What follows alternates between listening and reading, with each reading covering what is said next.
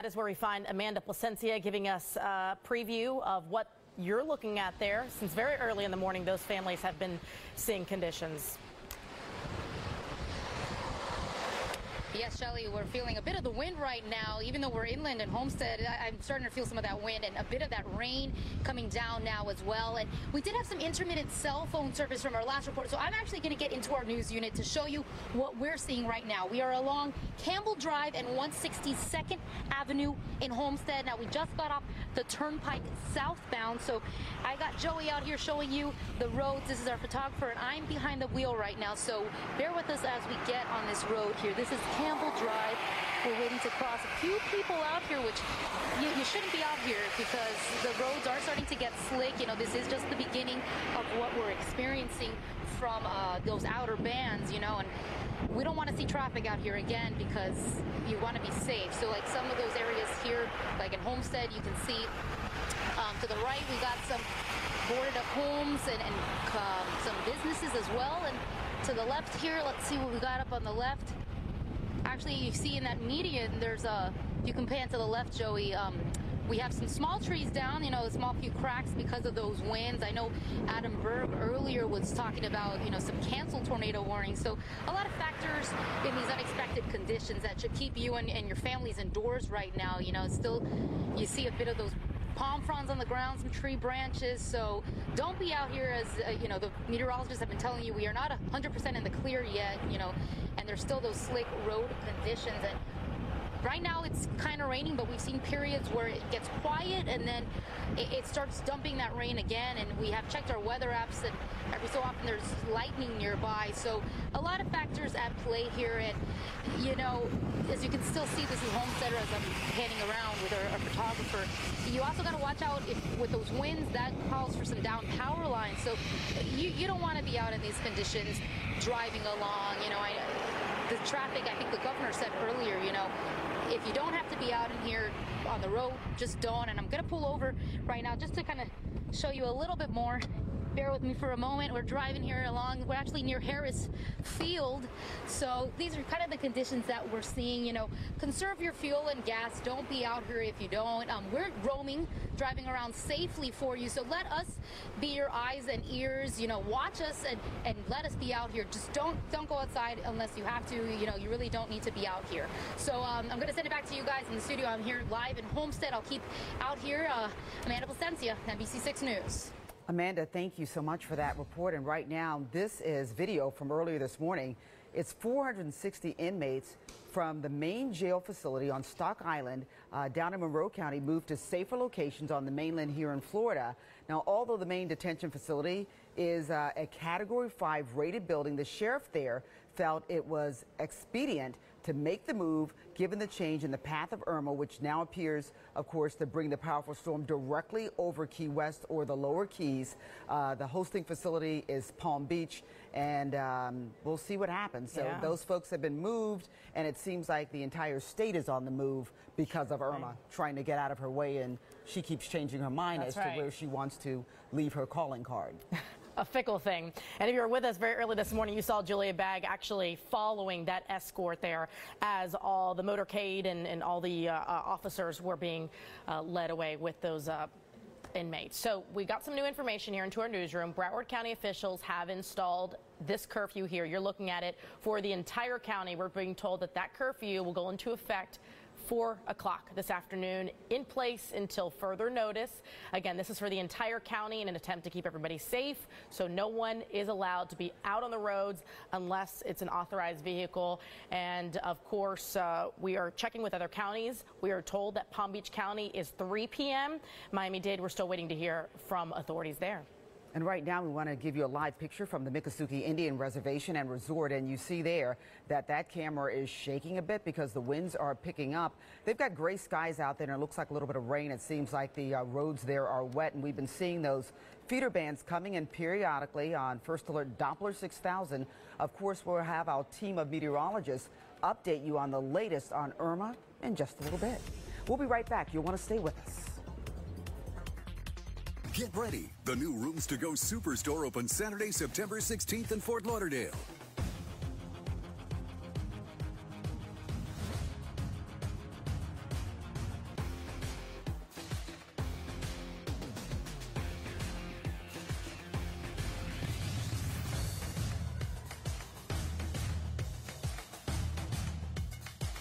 Don't miss the Rooms to Go grand opening celebration starting Saturday, September 16th in Fort Lauderdale. I've heard it over and over. Why don't you just eat less? Ever think about exercise? You have no willpower. We know it doesn't work that way. Obesity is a real medical condition that can be treated with a kind of weight loss surgery called gastric sleeve. I'm ready now. For the gastric sleeve. I'm ready to be healthy. Learn more about gastric sleeve surgery at Jackson Health System. Miracles made daily. Hurricane Irma creates a dangerous tornado threat. NBC6 has you covered with live first alert Doppler 6000. Our technology can tell us if you need to take cover 6 minutes faster than anyone else. Trust NBC6 to keep you and your family safe during the storm. I've been trying to prepare for this day. I'm still not ready. The reason I'm telling you this is that there will be moments in your life that you'll never be ready for. Your little girl getting married being one of them.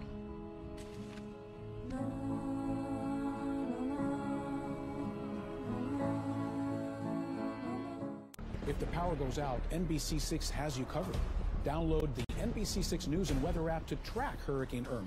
Protect you and your family with the most accurate forecast. Updates all day on the app. NBC6 First Alert Weather, keeping you safe. Well, welcome back, everyone. We've been telling you that we're going to probably go under curfew, well, I should say, for certainty at 4 p.m. Broward County is going to demand everybody get off the street, and it's really for public safety so no one is hurt if they're down power lines or if there are trees in the road or if stop signs go down or lights go out. Usually it seems like we would do that after the event, but they are going ahead of the event, and in just a little bit, we're going to go to Broward EOC so they can give us more details from Mayor Barbara Sharif on exactly their thinking on this. But again, it's going to start at 4 p.m. and there's the mayor right there standing at the podium about to talk. We'll tune in as soon as she starts to talk. I've been texting with her, and so she just told me that they were going to do a news conference. So they're going to be announcing that it's official. 4 p.m. They want everybody off the streets for their own safety, and you'll be off the streets and off the roads until further notice. And we know that Palm Beach County has a very similar thing in place. At 3 p.m., they're going to start. It's kind of surprising that theirs is even earlier than Broward County, and we're still waiting to hear from Miami-Dade. Of course, Monroe County, no one should be there in that area. So Barbara Sharif, and she is standing by. They're all setting up there. Also, the sheriff's office is putting this in place, too. They're going to be enforcing this heavily. Trina. Yeah, and you know what? One thing while we're waiting on this news conference, Uber is suspending all rides. The ride-sharing service is suspending all rides, all Uber rides as of noon today in Miami. So the entire Miami-Dade County, I would assume, they said Miami area. Well, I think it's Miami-Dade County. No more Uber rides. So as of noon, you cannot get a ride by Uber. So do keep that in mind and make provisions for you to get around. And again, in Broward County, you need to do that before 4 p.m. It looks like the mayor is speaking right now. Let's listen in. For today, Broward has determined that it is necessary to start a 4 p.m. curfew effective today for all residents in Broward County. At 4 o'clock today, we will be enforcing a curfew due to the tropical storm force winds that will begin to move into our area starting 2 p.m. At 2 p.m., the winds will be between 40 to 73 miles per hour. At 3 p.m. to 4 p.m., they will start to increase and will get to somewhere in the neighborhood of 74 up to 100 miles per hour. This includes rain. At this time, we're expecting 10 to 15 inches of rain and a storm surge of 2 to 4 feet. Broward County, we are urging you to stay off the road. Our essential personnel will not be responding to 911 calls after winds reach 45 miles per hour. At 4 p.m., our Broward Sheriff's Office and all of our law enforcement will be working to ensure that the streets are clear and that people are sheltered safely within their homes or at shelters. We thank you in advance for your cooperation. At this time, I will take any questions from the media. Are there any questions? What are consequences if someone's on the road past this curfew? It's not about consequences as much as it's about safety and preventing death. So if they're going to take that chance to be on the road, we're going to try to enforce and make sure that they get to the safest place when we see them and find them. Any other questions? So the practical impact of this basically is just if you call for help after that time, the emergency officials won't be able to get to you. Is that right? The practical impact of enforcing the curfew. She's telling us that 4 p.m. curfew for all of Broward County will go into effect, and basically because they're expecting much stronger winds, tropical storm force winds, and of course they say their personnel, emergency personnel, are off the streets once those winds reach 45 miles per hour. So that's why they don't want people out there, and they are not going to rescue you if you get in trouble. Right. Right, and they're saying it's not even about enforcement, it's more about your own safety and your own well-being, which should be our priority, of course. Yeah, I mean, they say they want to prevent deaths, so that's the important thing, and it could be very, very dangerous out there as conditions start to go downhill. And let's get a better handle on when that's going to happen. Let's check in with meteorologist Adam Berg right now. Hi, Adam. Hey there, and since, of course, we're expecting the worst conditions to be across the Keys, I want to hit on some of those areas first here. Hurricane warning, storm surge warning. This is obviously what we're dealing with right now. Tropical storm force winds have already arrived. I've been showing 50, 60 mile per hour wind gusts in a lot of these areas already.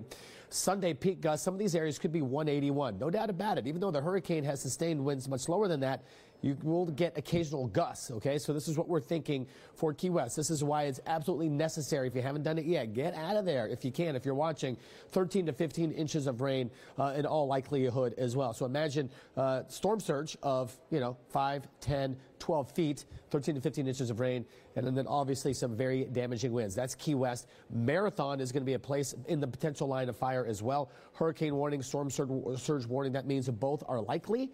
And tropical storm force winds have arrived now. Sunday peak gusts possibly about 171. All depends on the exact location of that center of circulation. And we're going to be getting that new advisory, which will have some of that information along with the new forecast track any moment. Sometimes it comes in 20, 30 minutes early. Sometimes, like now, we're going to be down to the wire on this one, but we should have that new advisory by 11 o'clock. 17 to 19 inches of rainfall. So these are some areas that are going to get hit hard down there. Just a quick update, just kind of going across Miami-Dade County. Hurricane warning, storm surge warning here. Tropical storm force winds arriving early this afternoon. Sustained tropical storm force winds, that is. We've already seen 50-plus miles per hour in Miami as well as Virginia Key. Okay, there was the Children's Museum there in West Miami that saw winds gusting into the 50s already. Sunday peak gusts, some of us 80 to 90 miles per hour. Down big time from what we were worried about a couple days ago where we were thinking, could we be 130? I mean, so that's certainly some improvement. Still some issues out there for sure. 11 to 14 inches of rain. And things get way worse once you get closer to the coast, especially across Miami-Dade County. The farther north we go, in Broward, storm surge will be a little bit less of an issue, except for the immediate coast where some people could still see 2, 3, 4 feet of storm surge out there. Tropical storm force warnings, or I should say winds, arriving a little later, 6 to 9 p.m. time frame for that. Sunday peak gusts, 80 to 90. All depends on your location. Farther west you go, better chance of seeing those higher gusts. Farther, well, except for, of course, right on the water, where sometimes you see some pretty wild gusts too. So 80 to 90 miles per hour at the range. 11 to 12 inches of rain possible. So a foot of rain plus some coastal flooding. We've been talking about the storm surge. I can't tweet enough of these maps to make people happy here. There just aren't enough of these maps to tweet. This is what everyone is wondering about. Some improvement, for sure, across Broward County. We're talking about, yes? 125, Cat 3, latest advisory. 125, brand new advisory in, 125 mile per hour sustained winds now with Irma, and that makes it a Cat 3. So that's the deal, and I don't know if you guys are able to bring that up, or Steve, if you let me know as soon as you're ready, you can. Okay, there we go. So here we are, winds at 125 miles per hour right now, still continuing to move west at 9 miles per hour. So that's a little slower speed, but the fact that we still have that west track, that tells me that it's still going to be interacting with the coastline here. And I'm going to have Steve take it away in a moment when he is ready. We'll talk about this for a few more moments. Then we'll get back to some of my storm surge stuff, and then as soon as Steve is ready, he's going to show that new forecast track. So I'm just going to finish with this here. Again, zoomed in look. There's the eye interacting with the northern coast of Cuba, and there is actually that track. And here we go. Once again, it looks like it's even a little farther west. So this is not surprising to see based on the trends we've been looking at. But farther west, and maybe we can zoom right on in here, and maybe for a moment, if we could see, just get right on top of where we are right around Sunday 8 a.m. And there you go. So we're talking about maybe just east of Key West. Marathon sits in through here.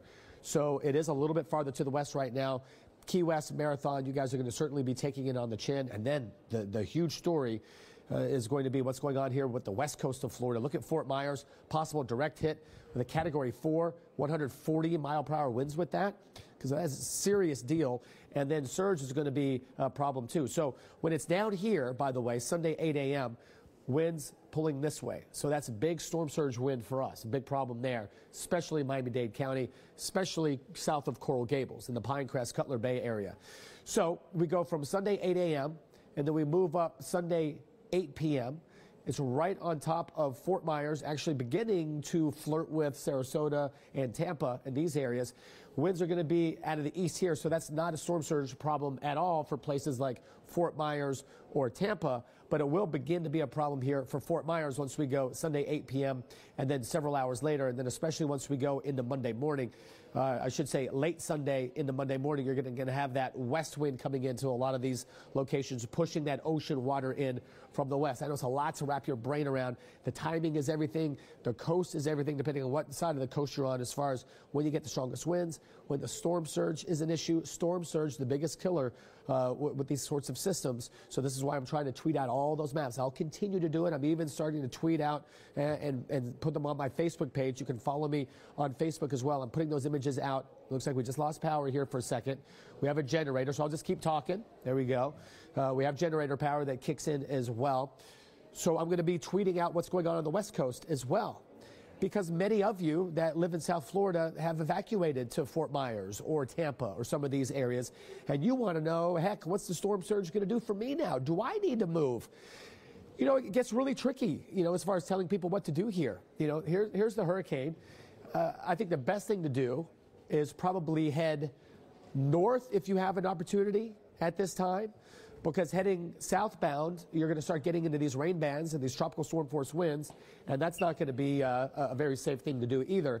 So I feel more comfortable heading north than heading south. I mean, it is a possibility if you're in Fort Myers, not Tampa, Fort Myers, possibly to make that beeline over to maybe Broward County, where, yeah, heck, you could be in better shape there incrementally, you know, versus a Category 4 hurricane going overhead. But heading north is probably the safest thing to do. I'd hate for you to head south and you can get caught in some of these, you know, 50, 60 mile per hour wind gusts, and then your car blows off the road just because you were trying to race back here to Broward County, where inland Broward County may absolutely and likely will fare better than places like Fort Myers. Let's get back to the storm surge potential here. This is all you guys want to know about, and I understand. And there are people living in Broward County that want to know how we looking right now for us. Well, here's Deerfield Beach. And I've been tweeting a lot of these out. Maybe you don't follow me on Twitter or Facebook. I'll show you how some of these work right now. So in Deerfield Beach area, we're just talking about maybe 3/4 of a mile of coastal flooding, storm surge flooding here from ocean water, not rainfall. We got rainfall coming too. So that's not a horrible thing. If you're at Deerfield Beach and you're more than a mile inland, you'll probably see no storm surge. Farther south we go. Here's Pompano Beach. Same deal. I'm trying to hit all the big communities. Again, we're right around a mile. If you're a mile inland or more, you're not going to see any storm surge in these areas. Now we go farther to the south, Lauderdale by the Sea. It's going to be about the same thing here. Right around a mile inland is what we're talking about. And by the way, the blue shading here, this is going to be less than 3 feet. No doubt about it across some of these areas. There's Oakland Park as well. You're fine. I mean, if you're in downtown Oakland Park here, you're good, you know, 2, 3, 4 miles inland. We're talking about storm surge more like a mile inland. So you're going to be okay across some of these spots. There's downtown Fort Lauderdale. If you know about where your proximity is from the coastline, if you're more than a mile inland, you're good. And even still, storm surge here, not going to be catastrophic. Things get a little different as we head a little farther south. Not bad here. This is Interstate 95 hitting 595. There's Fort Lauderdale Airport. Dania Beach sits just under here. Let's see if we can get to Dania Beach. There we go. You're fine as well. We're probably talking about storm surge maybe making it in 9/10 of a mile, something like that. There's Hollywood. I had someone tweeting me the other day about 5 miles inland from the coast. You were good even at our worst. We're still thinking maybe storm surge getting into about a mile. So really most of these Broward locations, we're talking about storm surge 1 to 2 feet going inland maybe about a mile or so. There's north of Miami Beach. I'm just going to head on a little bit farther to the south. There's north of Miami. There's Biscayne Bay. We're going to see in blue here on Miami Beach a few feet of coastal flooding. And then as we work farther to the south, you start getting into the green now again. This is 5 to 8. This is where it gets a little bit worse. And, you know, some of these canals and inlets here are going to overflow a little bit in some of these areas, 5 to 8 feet higher than they would normally be. And let's kind of work into some of the really rough stuff here. Let's go a little farther to the south. Coral Gables, you know, may get some spotty flooding in through some of here.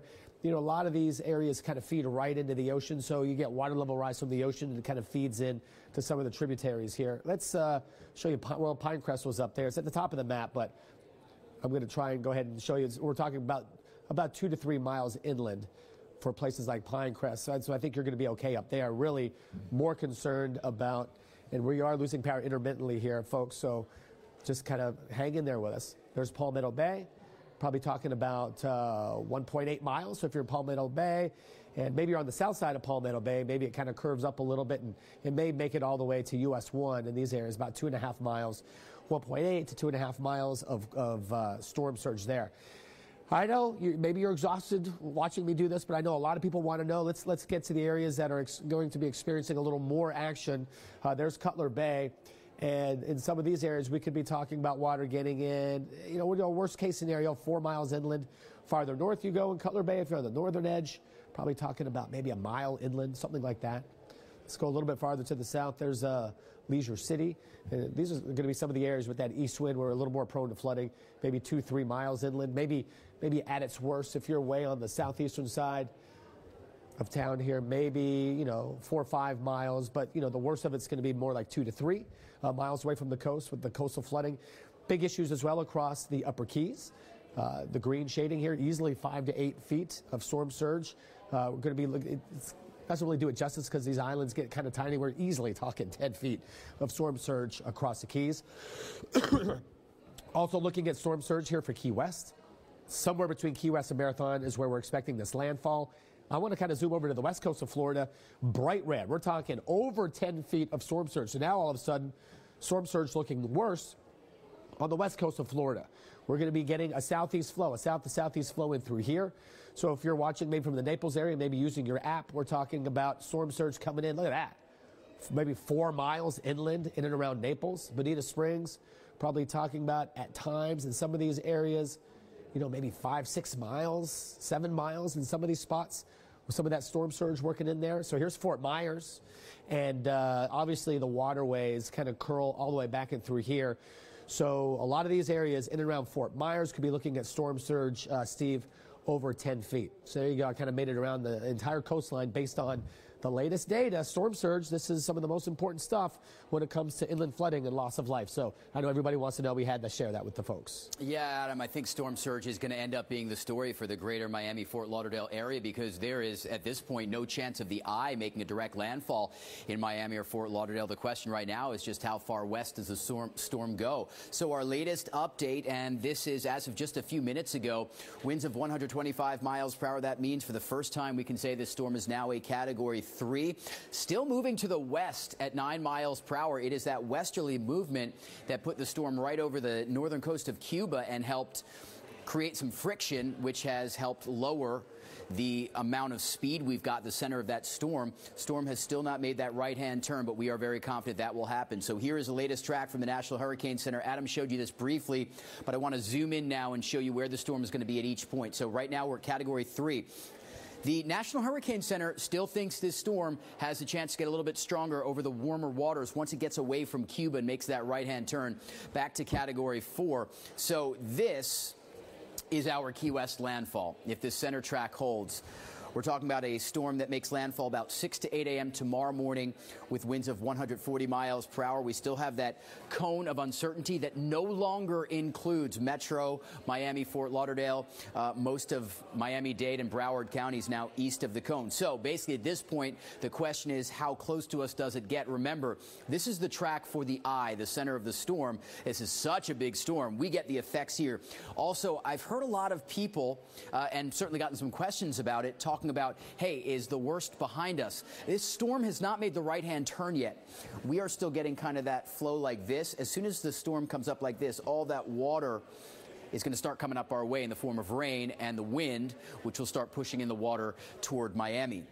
Let's go a little bit farther to the north, and you can see the storm is right around Tampa sometime Sunday night, 8 p.m. to Monday morning, 8 a.m. Tampa, of course, right there. Still a Category 3 or 4. We are going to see some pretty big effects in Orlando, but Orlando in a lot better spot than the immediate West Coast, because first, as the storm is coming up, some of that water, believe it or not, is getting pushed out. For the same reason the water here is getting pushed in. These storms are big areas of low pressure with that counterclockwise circulation. So as the storm approaches, we get the water pushed in to our part of the country. On the other side of the state, it's when the storm passes to the north that they get on the backside and the water gets pushed in. So for Tampa and Naples, the worst storm surge is going to happen as the storm is passing to the north. For us, the worst storm surge happens before the storm actually crosses. For Key West, direct hit, it's before, during, and after. They're getting storm surge from every direction. By the way, it still looks like this storm wants to head up toward Atlanta as possibly a tropical storm. This is its position Thursday at 7 a.m.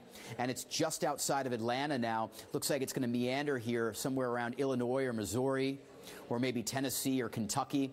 And it's still just a big rainstorm at that point. But you can see still a hurricane as it's tracking up the entire West Coast. And as it's doing that, such a big storm that there could be a point where almost every square inch of Florida has some part of this storm. All right, we started to show you this graphic yesterday. And now that we're a little bit closer to the event, it's much easier to understand what the colors mean. Yellow, tropical storm force winds, 39 or higher. Orange, destructive winds, 58 or higher. Hurricane winds, 74 or higher. By the way, these are sustained winds. You can get gusts a little higher than that. So at 12 p.m., the yellow, now completely covering the Keys, which it is actually doing right now. The latest numbers out of Marathon show tropical storm force gusts, at least at this point. And you can see Miami and south, we're in the tropical storm force winds. That's going to move on into the entire area so that by 6 p.m., Broward, Miami-Dade counties seeing the tropical storm force winds of 39 plus. Key West, all the way up to Key Largo, seeing the destructive winds of 58 plus, hurricane winds just offshore. And watch what happens as we let this roll to 12 a.m., so midnight tonight into tomorrow morning. Everyone at least tropical storm force winds. We're starting to see the destructive winds get into southern Miami-Dade County. That's why we're telling you this storm doesn't need to be here for us to get the types of winds that knock out power and could cause major problems. And by the way, all of these winds are coming up like this, pushing in the water. It's about midnight. We've got a high tide. So that could be the first big one. And then lunchtime tomorrow, we've got another high tide. By this point, destructive to hurricane force winds now, Key West to Marathon to just south of Key Largo. Let's advance to 6 more hours to 6 a.m. Destructive winds for pretty much our entire viewing area. So tomorrow, 6 a.m., this is going to be our bullseye up till about 12 p.m. Notice the orange pretty much covering all of Miami and Fort Lauderdale. Hurricane force winds have been ongoing for 6 hours at this point in the Keys, and they're not going to be shutting off anytime soon. They still have to get on the backside. Question right now is, does the eye go right over Key West? Do they get that first northern eye or eye wall, and then the eye itself, which is calm weather, and then the backside of the eye? And the way it looks right now, that could very well happen Key West to Marathon. We'll advance this to 12 p.m. Now, this is where it gets very interesting for our inland counties. You know, or inland portions of Broward and Miami-Dade counties. You know, we're talking about the storm missing us, but you could see this is when hurricane force winds are awfully nearby. Miami, Fort Lauderdale seeing destructive winds still, but you go west and all of a sudden we've got hurricane force winds. I mean, you're talking about places like Kendall and Homestead being in the hurricane force winds, and Key West to Marathon to maybe up to Key Largo still on the back edge of the hurricane force winds.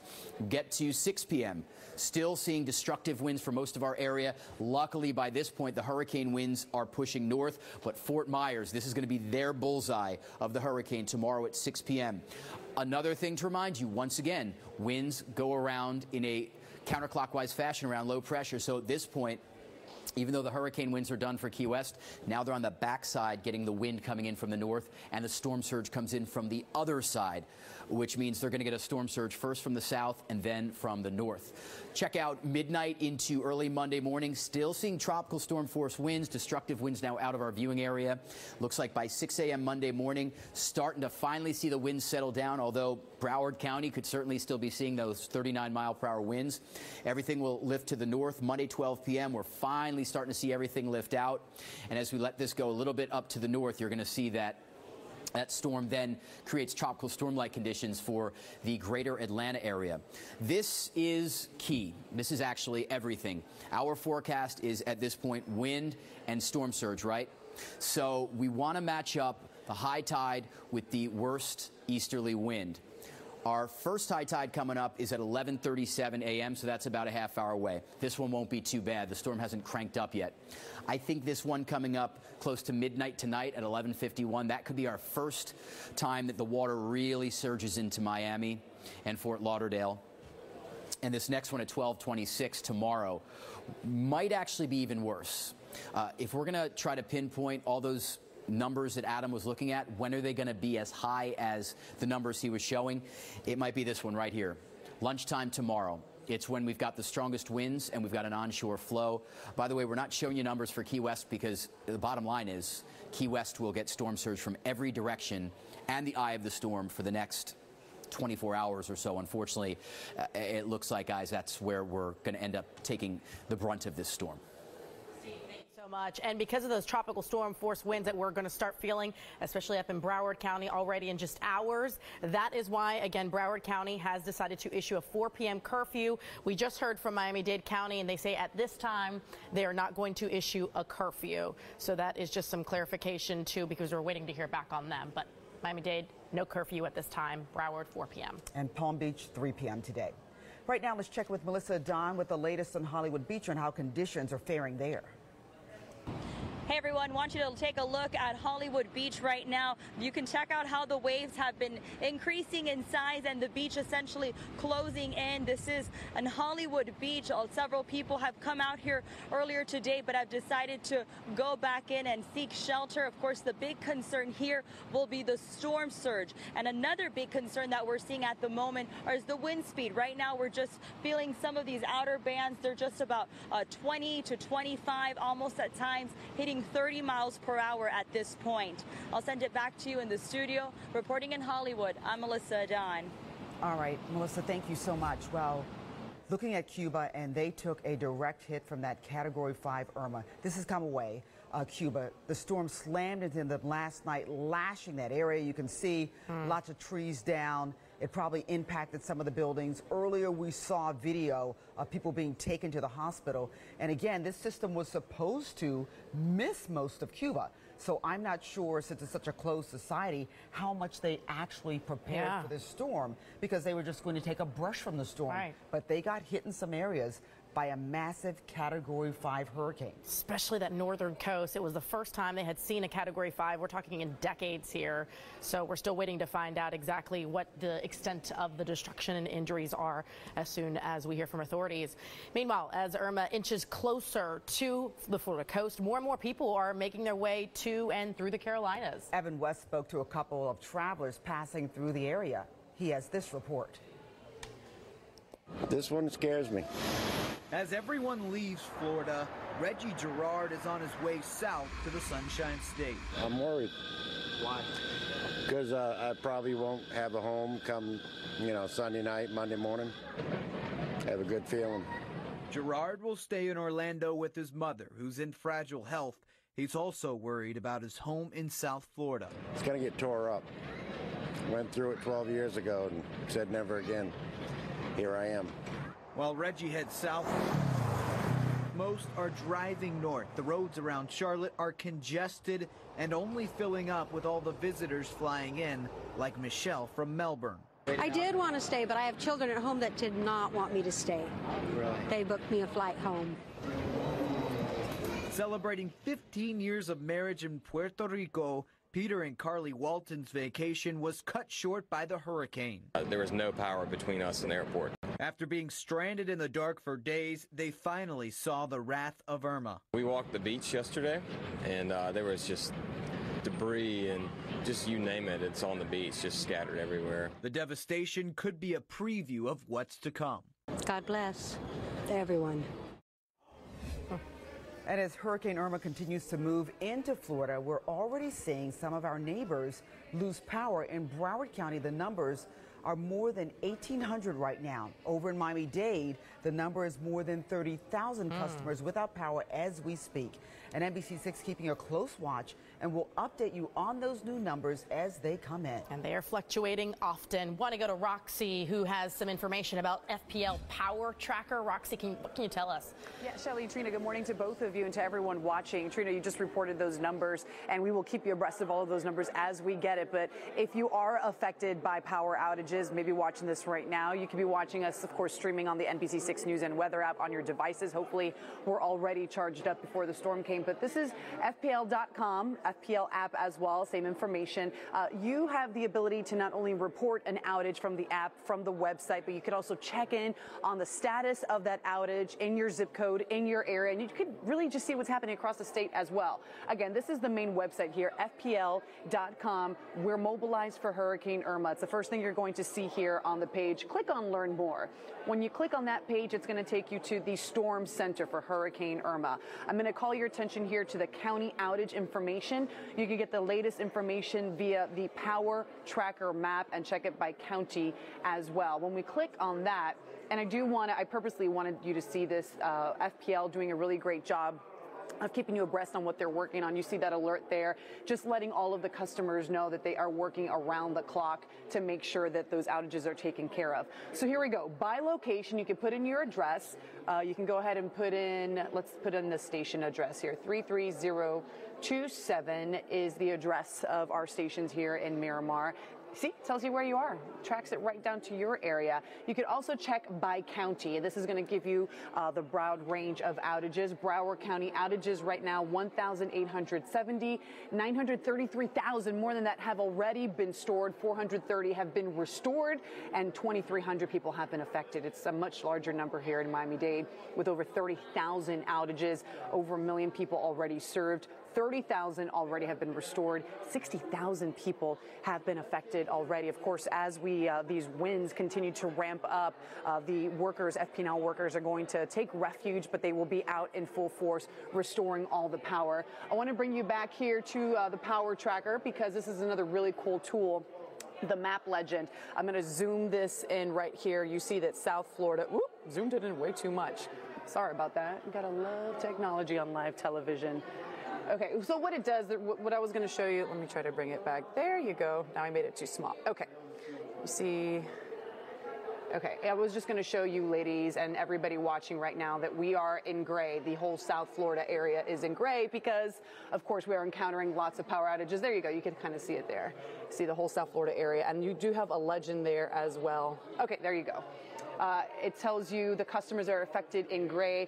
The red, it's when 2,000 customers or more are infected. We have affected, I should say. We haven't seen a lot of red, but we have seen plenty of gray. And we anticipate as Irma's feeder bands continue to come into the South Florida area, those winds continue to ramp up. We'll definitely see more of that red and definitely a lot more gray in the area. But again, you can check the outage status. You can report an outage as well by using your address, your zip code, and you can even put in your phone number for that specific information. And even though your power is out, I've been getting a lot of text messages from family and friends saying that we are out. They've also been saying we are continuing to stay abreast on the very latest of Irma, what's happening, because we are streaming live on the NBC6 News and Weather app and on NBC6.com. And of course, we have you covered with our radio partner, 610 WIOD, Y100 and 93.9 MIA. But really great tool, great resource here as we move into the next few hours here in South Florida. Live in the newsroom, Roxanne Vargas, NBC6 News. Ladies, back to you. Roxy, thank you so much. And of course, people are going to really need to use that power tool because FPL has warned us. They say for certain we are going to have power outages across the area. Right now, we're looking at the Miccosukee Resort camera, and you can see out at the Miccosukee Indian Reservation, it is windy out there. You can see the billboard there is shaking a bit. It's still gray and looks like they've had a little bit of rain out there. So yeah, a lot of folks are getting those feeder bands in that are causing the power outages. Yep, and we're going to take a look here in Hollywood Beach where folks seeing those outer bands as well. Look at the waves just going. And one more thing to add here. Early this morning, already 50-mile-per-hour winds there. So we expect those tropical storm force winds to continue throughout the day. Hollywood Beach, Hollywood area, also under that Broward County 4 p.m. curfew. So we're going to take a quick break. We're back in minutes. The right pair of shoes or boots can really make an outfit. At Ross, you'll find the perfect pair at the perfect price. So if you're looking for the newest trends, the latest styles at big savings, you gotta go to Ross. For years, I thought I was lactose intolerant. Turns out I was just sensitive to a protein commonly found in milk. Now with A2 milk, I can finally enjoy cereal again. It's delicious like real milk, because it is real milk. A2 milk is real milk from real cows that produce only the A2 protein. I forgot what real milk tasted like. It was amazing. My first latte in 12 years. It's totally natural, and having only the A2 protein makes all the difference. It's the way milk was meant to be. I love milk again. I can't believe it. Oh my gosh, cereal, smoothies, coffee, everything. I missed it. I love milk. I'm so happy I found it. A2 milk. Real milk that's naturally easy to digest. Love milk again. If you just sign that first I'm one so there. sorry. I don't feel comfortable signing that. I don't get the math here. Was this the same car we talked about? What's this dealer preparation fee? I'm so sorry. This just is not. What we talked about.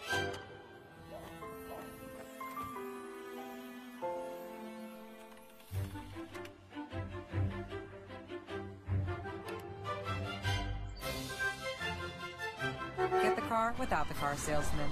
Carvana.com, the better way to buy a car. you're gonna love the Ross Fall Fashion Event.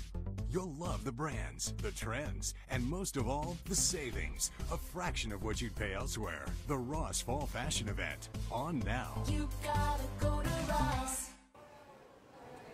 Well, welcome back, everyone. Taking a look at our First Alert Doppler 6000 behind us, that big feeder band, Stevie Mack just told me, he came out of the weather office and said that is moving into our area. It's bringing a lot of nasty weather, rain and wind. So be cognizant of that. You know, get inside and stay clear of that, and be cautious around your house if you're still trying to do a few things. Yeah, he said that could be in the next 30 minutes, not to mention some of those areas already seeing rain and windy conditions. Andrea Cruz has been in Cutler Bay this morning where they're already seeing wind damage, fallen trees. That's right, Shelly. In fact, just about 10 minutes ago, we got a very powerful band here. For a moment, I thought maybe it was hail, but it wasn't. It was just rain hitting us so hard that it hurt. And this morning, one of those gusts actually caused damage here. A light post fell down. This is actually on US 1 and 112th Avenue, out there in the middle of the road where you can see where it hit and where the light bulb shattered. The actual light bulb, however, is here on the floor. That's because authorities did respond really fast to this incident. They were able to push it aside. So this isn't just any light pole, though.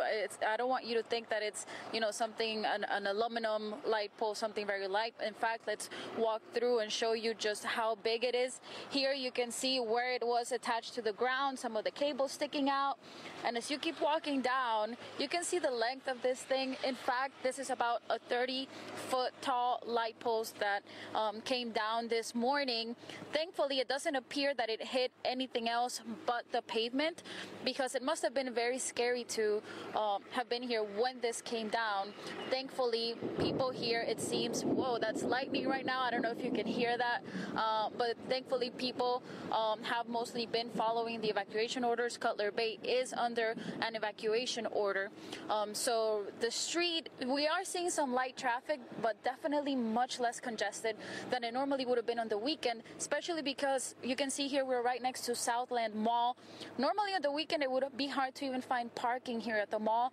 Right now it is completely empty, parking lot completely empty, a lot of stores boarded up. As far as police presence, we also have been seeing a lot of patrol cars just riding up and down, some of them with their sirens on, some of them without them on, pretty much just patrolling the area, trying to assess any damage.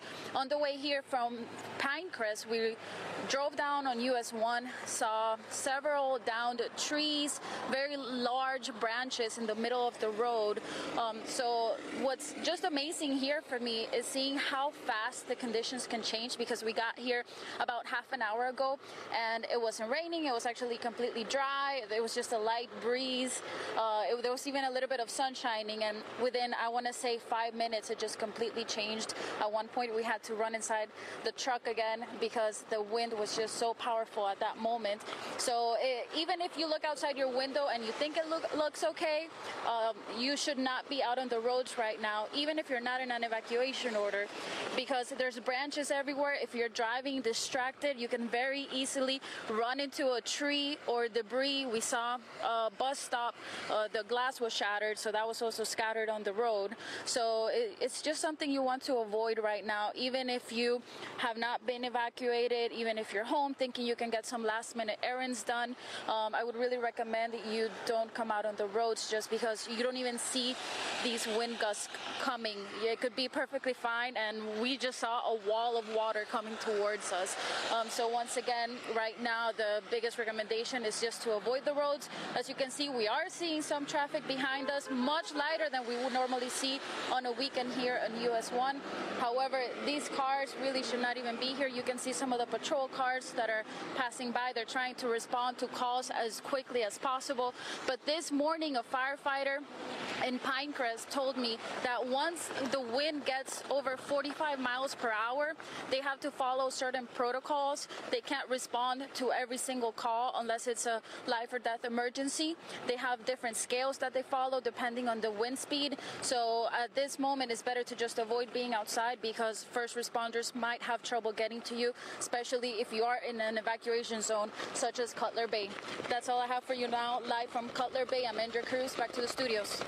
Andrea, thank you so much, and thank goodness that light pole didn't fall on anyone. And also, I wanted to get back live in the studio because she's standing next to it, and you could hear the rumble of thunder, and lightning is not too far away. So for her own safety, I wanted her to get away from that light pole. So that's one of the things that people need to be aware of. I know a lot of folks say, oh, great, it's not coming here. There's still a danger because the winds are picking up, and as you can see on First Alert Doppler 6000, those feeder bands are coming in fast and furious. They are in just 30 minutes, as early as 30 minutes, and some of those areas have already seen that. So we want to get over to Al Roker. He's been following the track. He was here in Miami, now made his way over to the west side of Florida, in particular Fort Myers. Shelley and Trina, we are here in Fort Myers, and it's a gorgeous day. It's one of those Chamber of Commerce days, but within the next 12 hours, this weather is going to change. It's going to deteriorate. And Trina, I know I don't need to tell you that. We've got now a Category 3 storm. It is buffeted and banged up Cuba when it came on shore, a Category 5, then knocked down to a 4, but it did a lot of damage there. Now it's out over those open waters. It's making its way from Cuba to mainland Florida. Of course, the Keys first. In between, you got the Florida Straits with water temperatures between 85 and 90 degrees.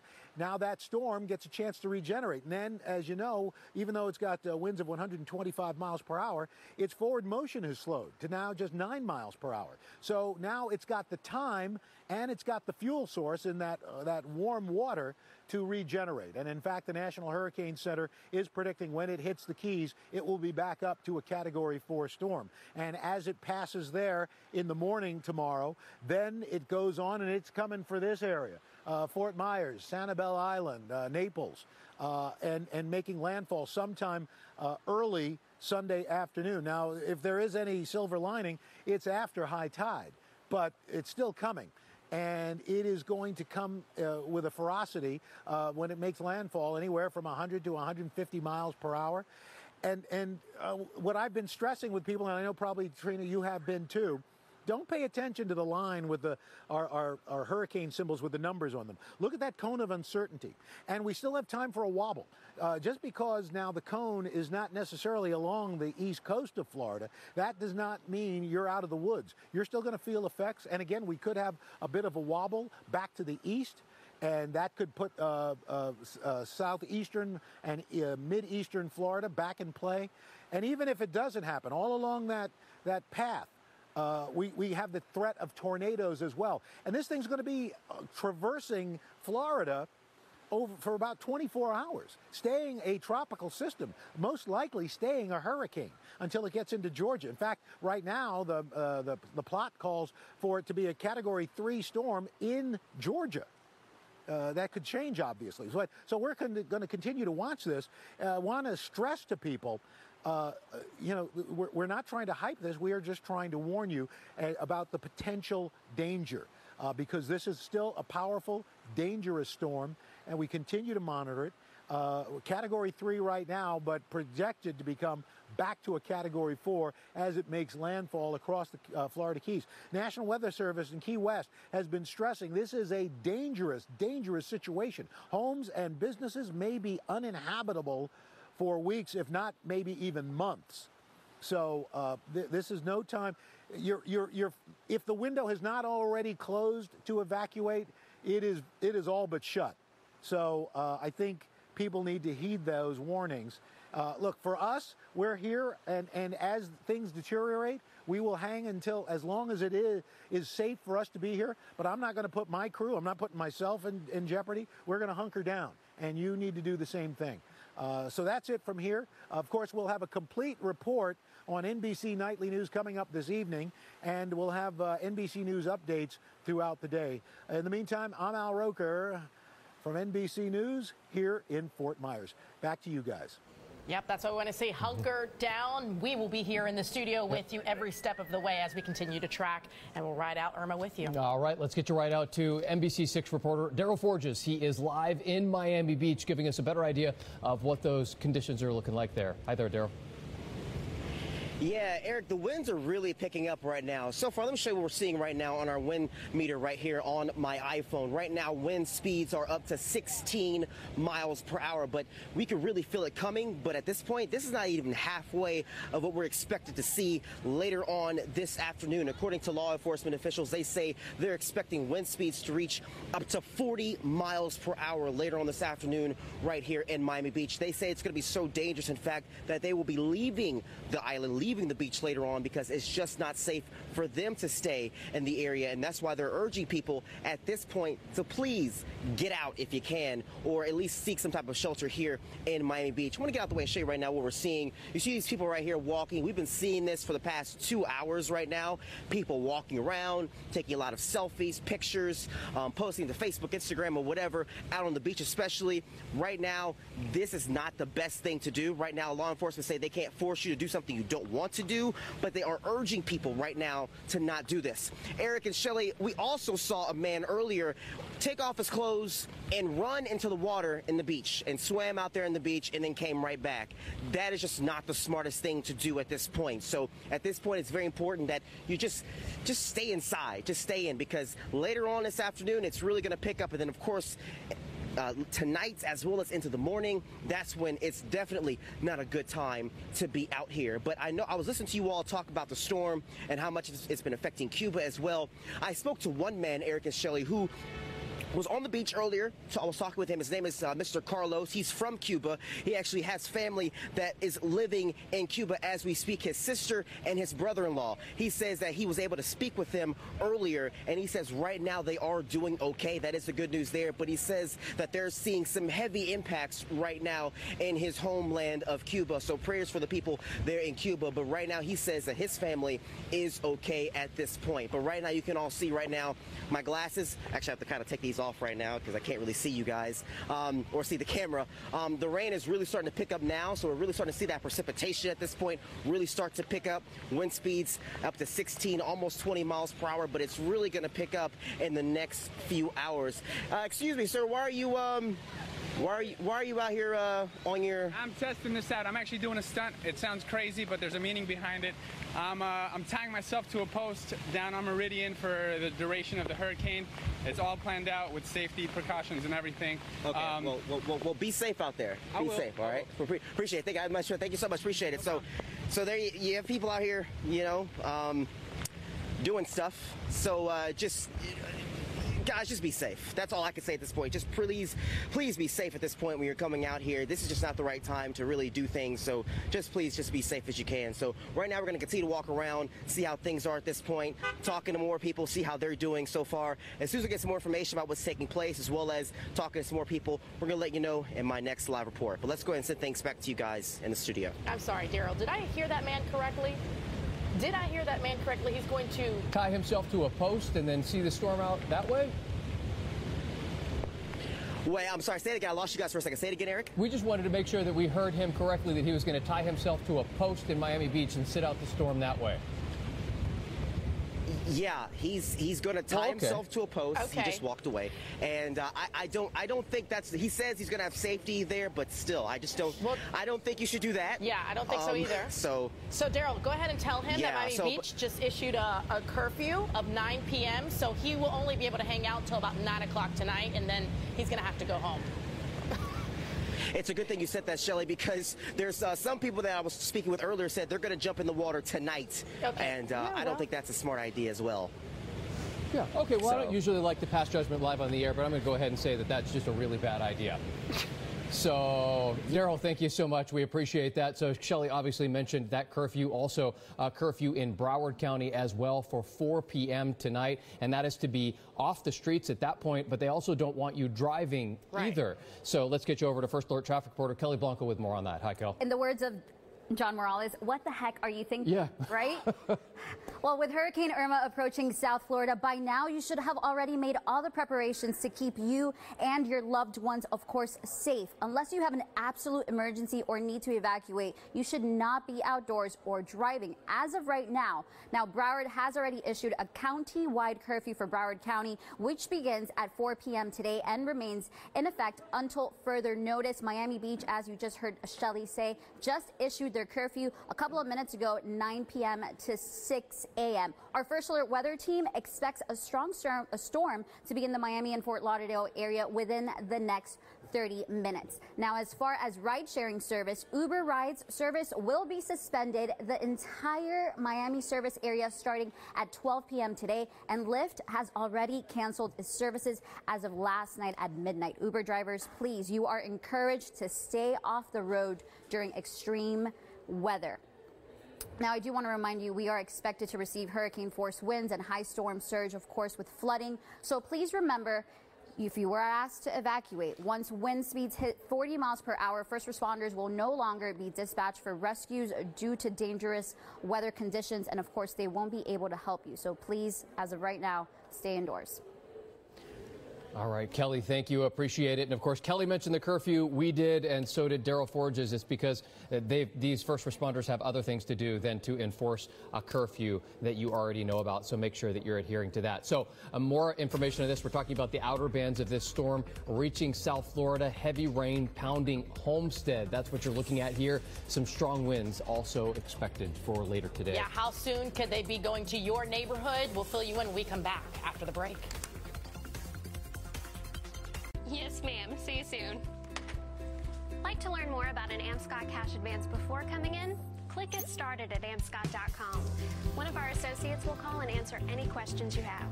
AmScott. Cash fast with no credit checks.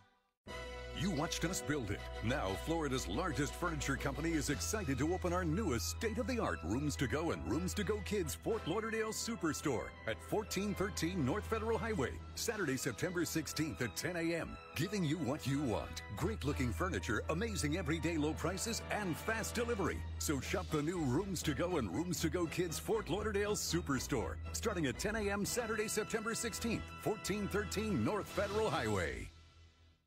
You're going to be hanging out in here, so if you need anything, text me. Do you play?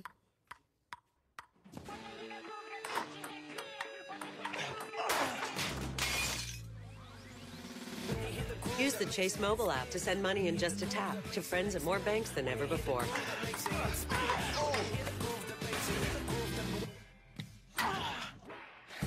You got next? Chase. Make more of what's yours.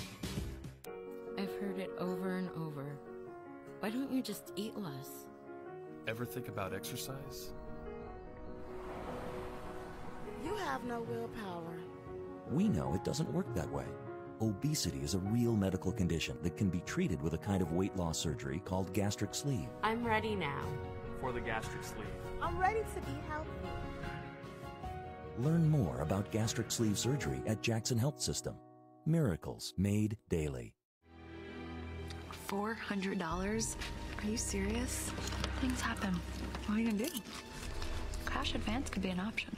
Amscott Cash Advance. The cash you need fast with no credit checks. Get started at amscott.com. Hey, welcome back. 11:43 is your time right now. We certainly appreciate you being with us here as we continue to track and now starting to feel the effects of Hurricane Irma.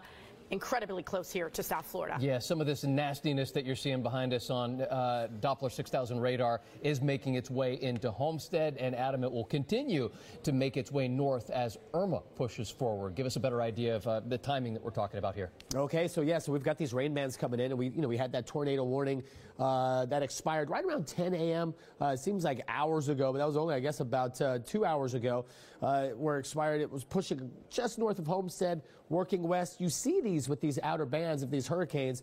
You can get these quick spin-ups of tornadoes. We're going to bounce around the radar a little bit. So here's Miami right now, and these showers are moving so incredibly fast. These are moving at 50 miles per hour. The minute I tell you, hey, it's in downtown Miami, 2 seconds later, it's out by the airport. This stuff is trucking right now. But what I do want to try and focus in on is some of the areas that are getting harder hit and when the next batch is going to come through. So here's Country Walk here through West Kendall. You got Cutler Bay. These showers just coming in one after the other, one after the other, after the other. And with each one of them, you get these bursts of wind because they mix down some of the faster moving winds that are just a little bit upstairs in the environment. And then we move out a little ways. So we're watching this area right in through here, and it's, still probably a good 25, 30 miles away from us, but actually maybe a little bit less than that. And with these showers and thunderstorms moving at 50 miles per hour, yeah, we're talking within 20 minutes. I think some of that pushing right here into Key Biscayne. So that's something we're going to be watching there pretty closely. Let's go ahead and zoom now down to Key West. There we go here. Showers moving more northeasterly, just really hustling in. Again, strong winds. We've already seen 50, 60 mile per hour wind gusts. Those will be intensifying rapidly overnight tonight through tomorrow morning when we expect landfall to be somewhere just east of Key West. That's going to be the big deal. So up and out we go. There is the eye of Hurricane Irma being seen from our Doppler radar. So we're able to actually penetrate all of these outer bands and get right in there. And this is what we're talking about, probably a distance of right now to that center of circulation from downtown Miami, probably a good 200 miles right there. And it does continue to work west-northwest right along the northern coast of Cuba. And that's what's kind of weakened our system temporarily. But we do, the one thing we are worried about is once it can kind of get over these warmer waters, it does have a chance of intensifying again.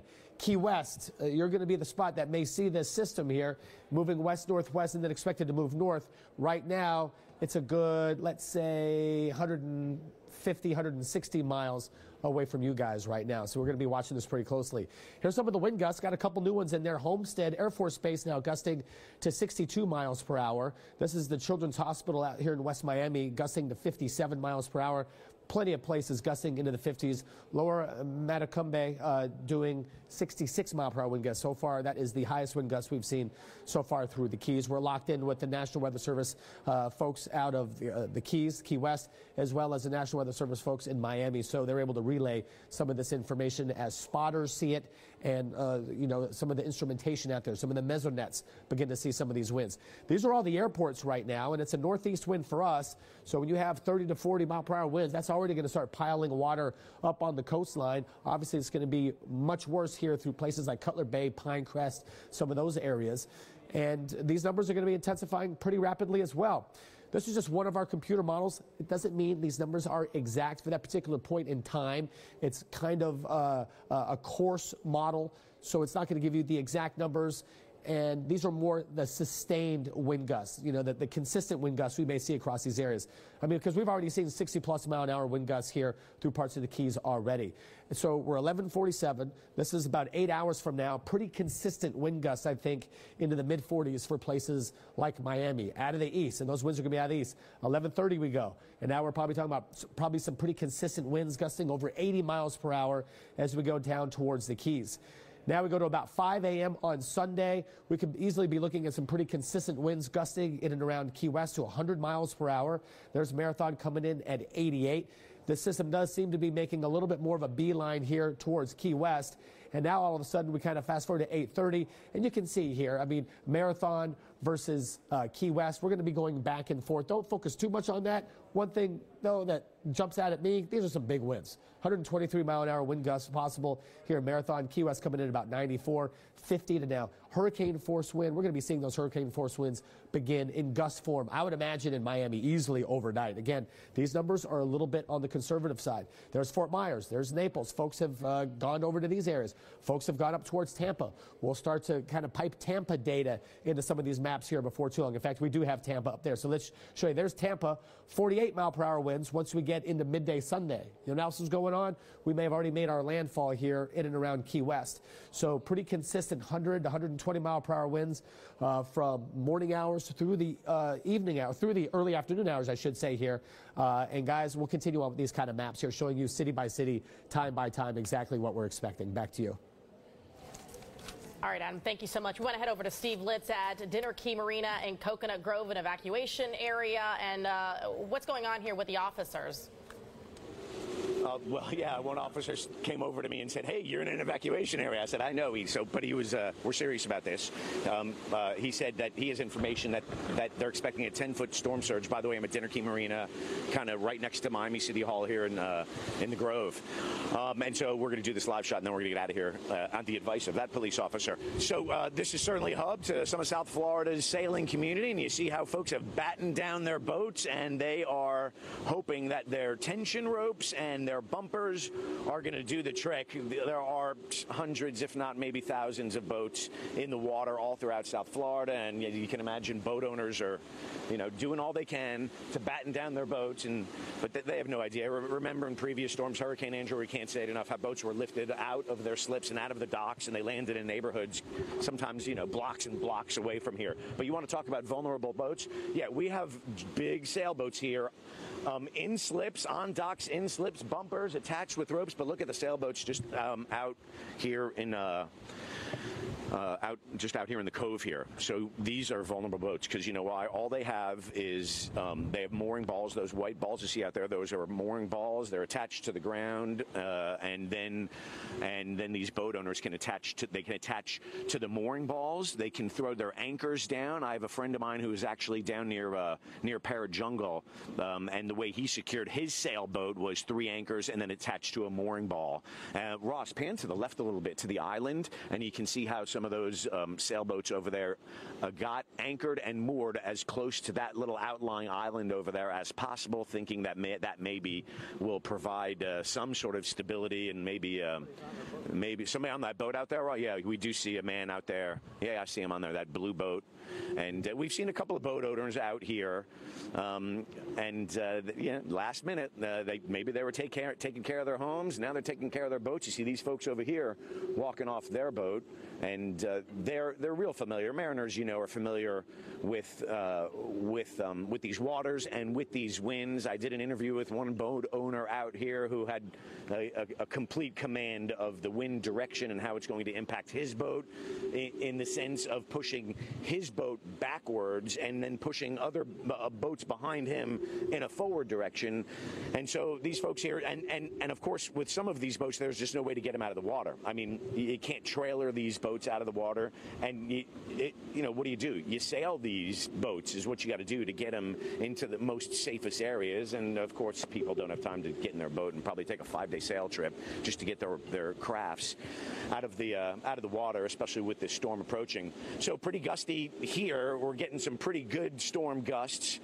We were down the Pinecrest area a little earlier, and the winds were kicking up there. So here we are, these outer bands of Irma moving our way. Most most evident in the winds right now. Haven't seen a whole lot of rain, a few rain bands, but mostly it's these gusting winds. But again, the officer who approached us asked us to leave as soon as we were done with our live shot.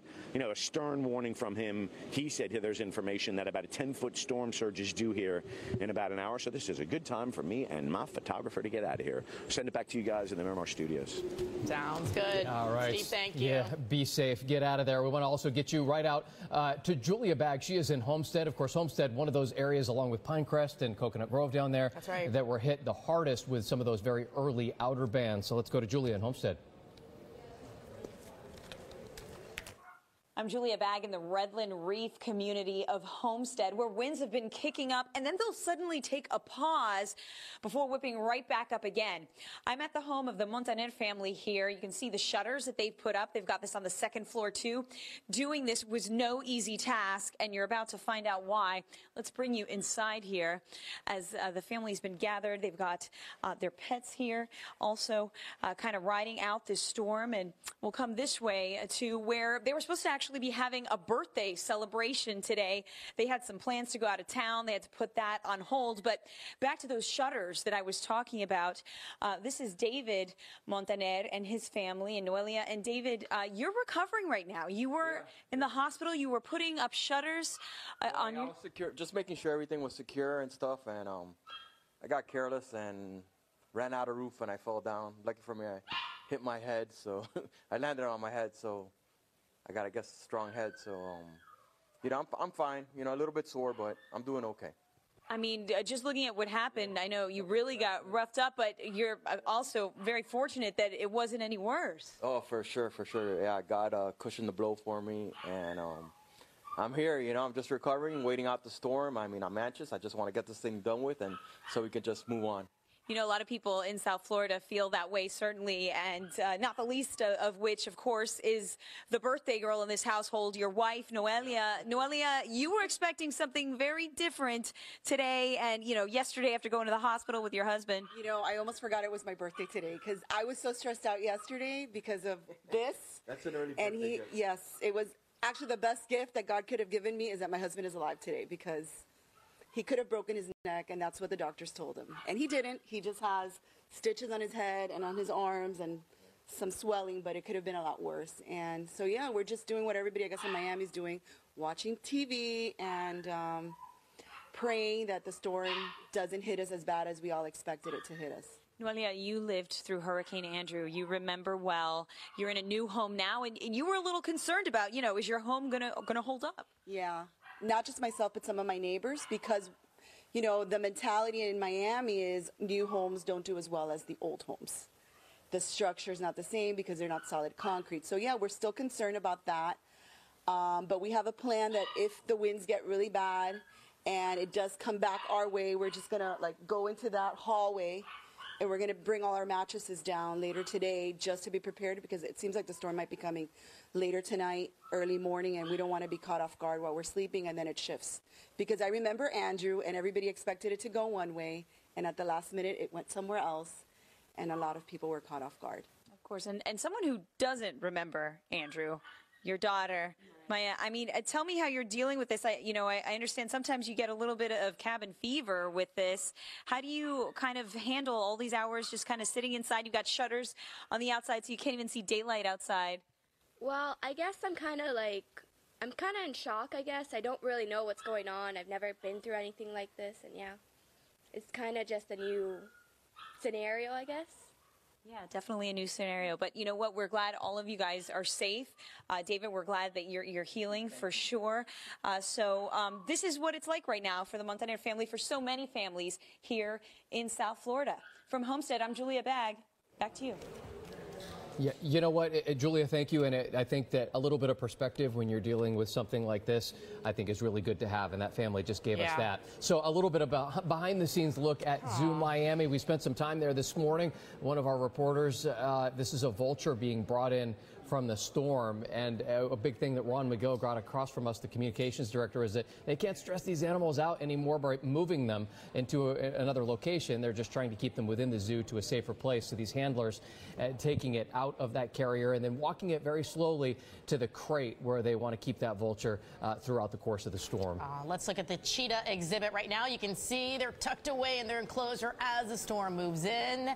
And hay all over the floor there in a big tub of water to keep them going as that storm passes. Yeah, and you got to know that the majority of these animals at the zoo, they know something's up, right? They can tell. So some flamingos all ready to wait out the storm and continue the process of letting the storm roll through before they can get back to their normal enclosure. So this is where these flamingos will be staying to see out the storm. Mind you, this is a very different place than some of the photos that came out of Andrew when those flamingos were in a very different spot. So they're very well taken care of throughout the course of this storm, and Ron McGill was able to give us some really good perspective on why it's important to keep these animals calm and relaxed because they're pretty delicate. Let's head over to Miami-Dade County Mayor Carlos Jimenez. He spoke a few minutes ago on a curfew in Miami-Dade. This is what he had to say.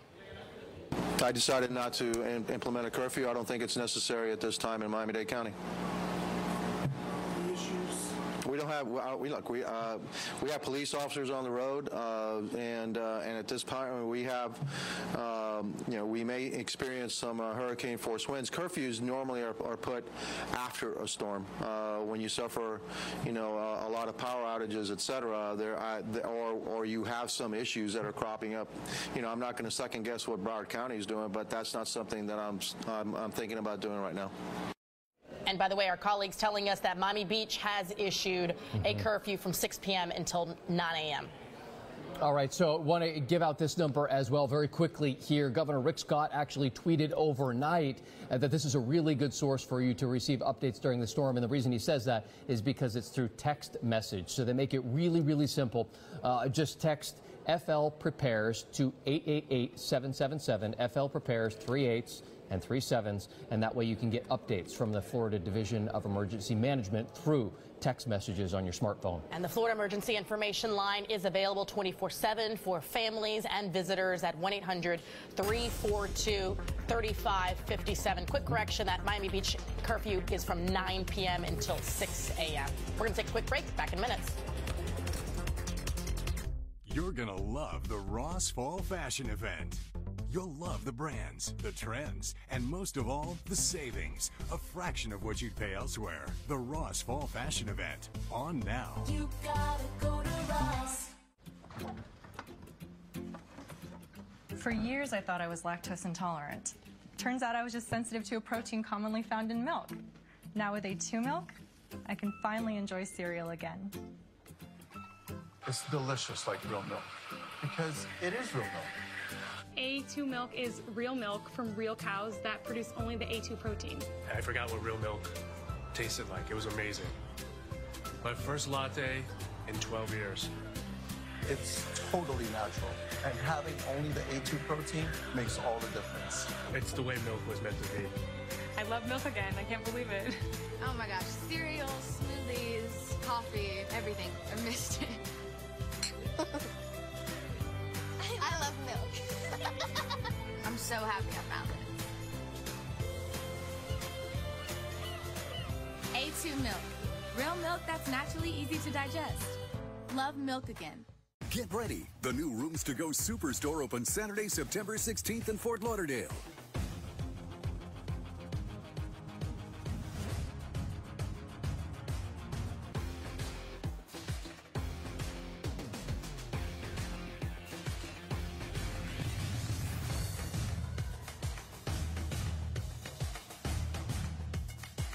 Don't miss the Rooms to Go grand opening celebration starting Saturday, September 16th in Fort Lauderdale. The right pair of shoes or boots can really make an outfit. At Ross, you'll find the perfect pair at the perfect price. So if you're looking for the newest trends, the latest styles at big savings, You gotta go to Ross.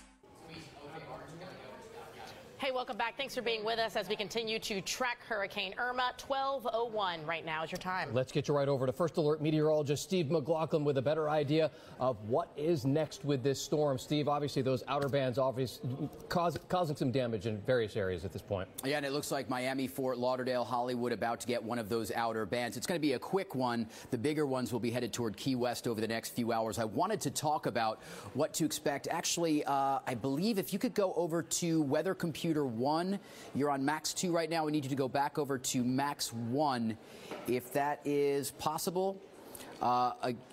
Okay, it is coming. Here we go. This is Max 1. I want to show you what's going on for Key West. Tropical storm force winds have arrived. The peak of the winds, 7 a.m. tomorrow morning, landfall right around that time, pretty close, reaching 167 miles per hour, 13 to 15 inches of rain. Now I want to talk about Miami and tide time. So we've got a high tide pretty much going on right now, 11:37 a.m. That one is not going to be a huge deal. If we're going to be talking about flooding, I think there's two times we really need to watch. Just before midnight tonight at 11:51 and lunchtime tomorrow. Now, you might wake up tomorrow morning if you're still in the area and see this low tide and say, this doesn't look like a big deal, even after the high tide tonight into early tomorrow morning. I think it's this one right here we really need to watch. 12:26 p.m. tomorrow afternoon. I think that high tide is when we're going to have the strongest winds, and that wind is coming onshore. Right now, winds down to 125 miles per hour. That is a strong Category 3, probably becoming Category 4 again before headed up toward Key West. About 150 miles from Key West. And check it out, the official movement has been to the west. But look at the last couple of frames right there. I'm going to let it go again. That's the coast of Cuba right there, that wobble. It is trying to start to make that turn to the north and west and then start heading up toward Key West over the next 24 hours. I want to bring it back home and show you our First Alert Doppler 6000. This is live. This is the most powerful radar in South Florida, and it can see out 300 miles, and this is the best tool to have on your smartphone. Download the NBC6 News and Weather app, and you can track these bands of rain coming in better than any other radar you can possibly get on your smartphone. We can promise you that. So this is what it looks like right now. Broward County not seeing a ton of rain. You get from Miami south, and that's where those bands are starting to come in. So let me first zoom in to Fort Lauderdale and Broward County. Couple of spotty on and off showers. Now, just offshore Miami, we've got our first band coming in right now. About a half hour ago, we said get ready. Our first band of heavy rain and storms coming in. There it is. So you're going to get a downpour for about 30 minutes, and then just as quickly, the rain might actually end up shutting off. Want to go out a little bit wider. One of those feeder bands is just north of Key West. So this is good. You're actually going to miss that heavy line right there. I was thinking that was going to get awfully close to you, but there's just a ton more that's going to be coming in. Let me zoom on into one of my favorite places, Hollywood. Not much going on right now. We'll go out a little bit wider, and there are a couple of showers just offshore. And now let me switch over to our live Hollywood cam. A couple people on the beach. Hopefully they're not going to be there for too much longer, but yeah, you can see that easterly wind pushing the palm trees. And with that, want to send it on out to Melissa Don, who's standing by in Hollywood. Hey, Melissa, you look great, but I can see the wind is starting to pick up. Hi there, Steve. Thank you, first of all. And like you mentioned, there are a handful of people, but we are looking at Hollywood police who are actually going to person. I went up to a couple families myself and said, hey there, are you aware that Broward County has issued a curfew starting today at 4 p.m.? A handful of families told me they had no idea, so I told them, explained to them why the mayor did so. Then the police officer from Hollywood Police, he also went, told a handful of people, a group of them left. Another gentleman said, okay, he got one last photo in, and that's that. So keep in mind that's 4 p.m. curfew here. Right now we're going to send it over to Rick Scott's press conference in Orange County. And life-threatening major Category 3 storm with winds of 125 miles per hour. This is a deadly major storm, and our state has never seen anything like it. Millions of Floridians will see major hurricane impacts with deadly storm surge and life-threatening winds. There's a serious threat of significant storm surge flooding.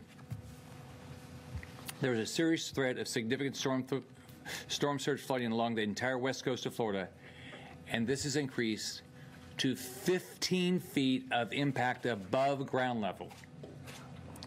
15 feet of impact above ground level. Think about that. 15 feet is devastating and will cover your house. In the Tampa Bay area, the surge is forecasted to be 5 to 8 feet. Think about that. The typical first story is 7 to 10 feet, 5 to 8 feet. This is a life-threatening situation. Remember, the storm surge comes after the wind. Do not think the storm is over when the wind slows down.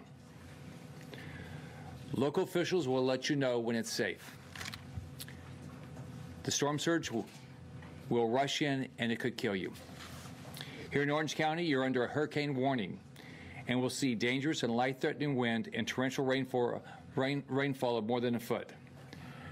The rainfall has already started in this area and the wind will begin tonight. We could also see tornadoes. Please take action to keep your family safe and shelter in place or find shelter now. There is a mandatory evacuation order for mobile homes in Orange County. If you have been ordered to evacuate anywhere in the state, you need to leave right now. Not tonight, not in an hour, now. You are running out of time to make a decision. Evacuations are in place across the state. More than 6.3 million Floridians have been ordered to evacuate. You need to listen to local evacuation orders. I'm a dad and I'm a grandfather. I love my family more than anything, and I cannot imagine life without them. Do not put your life or your family's life at risk.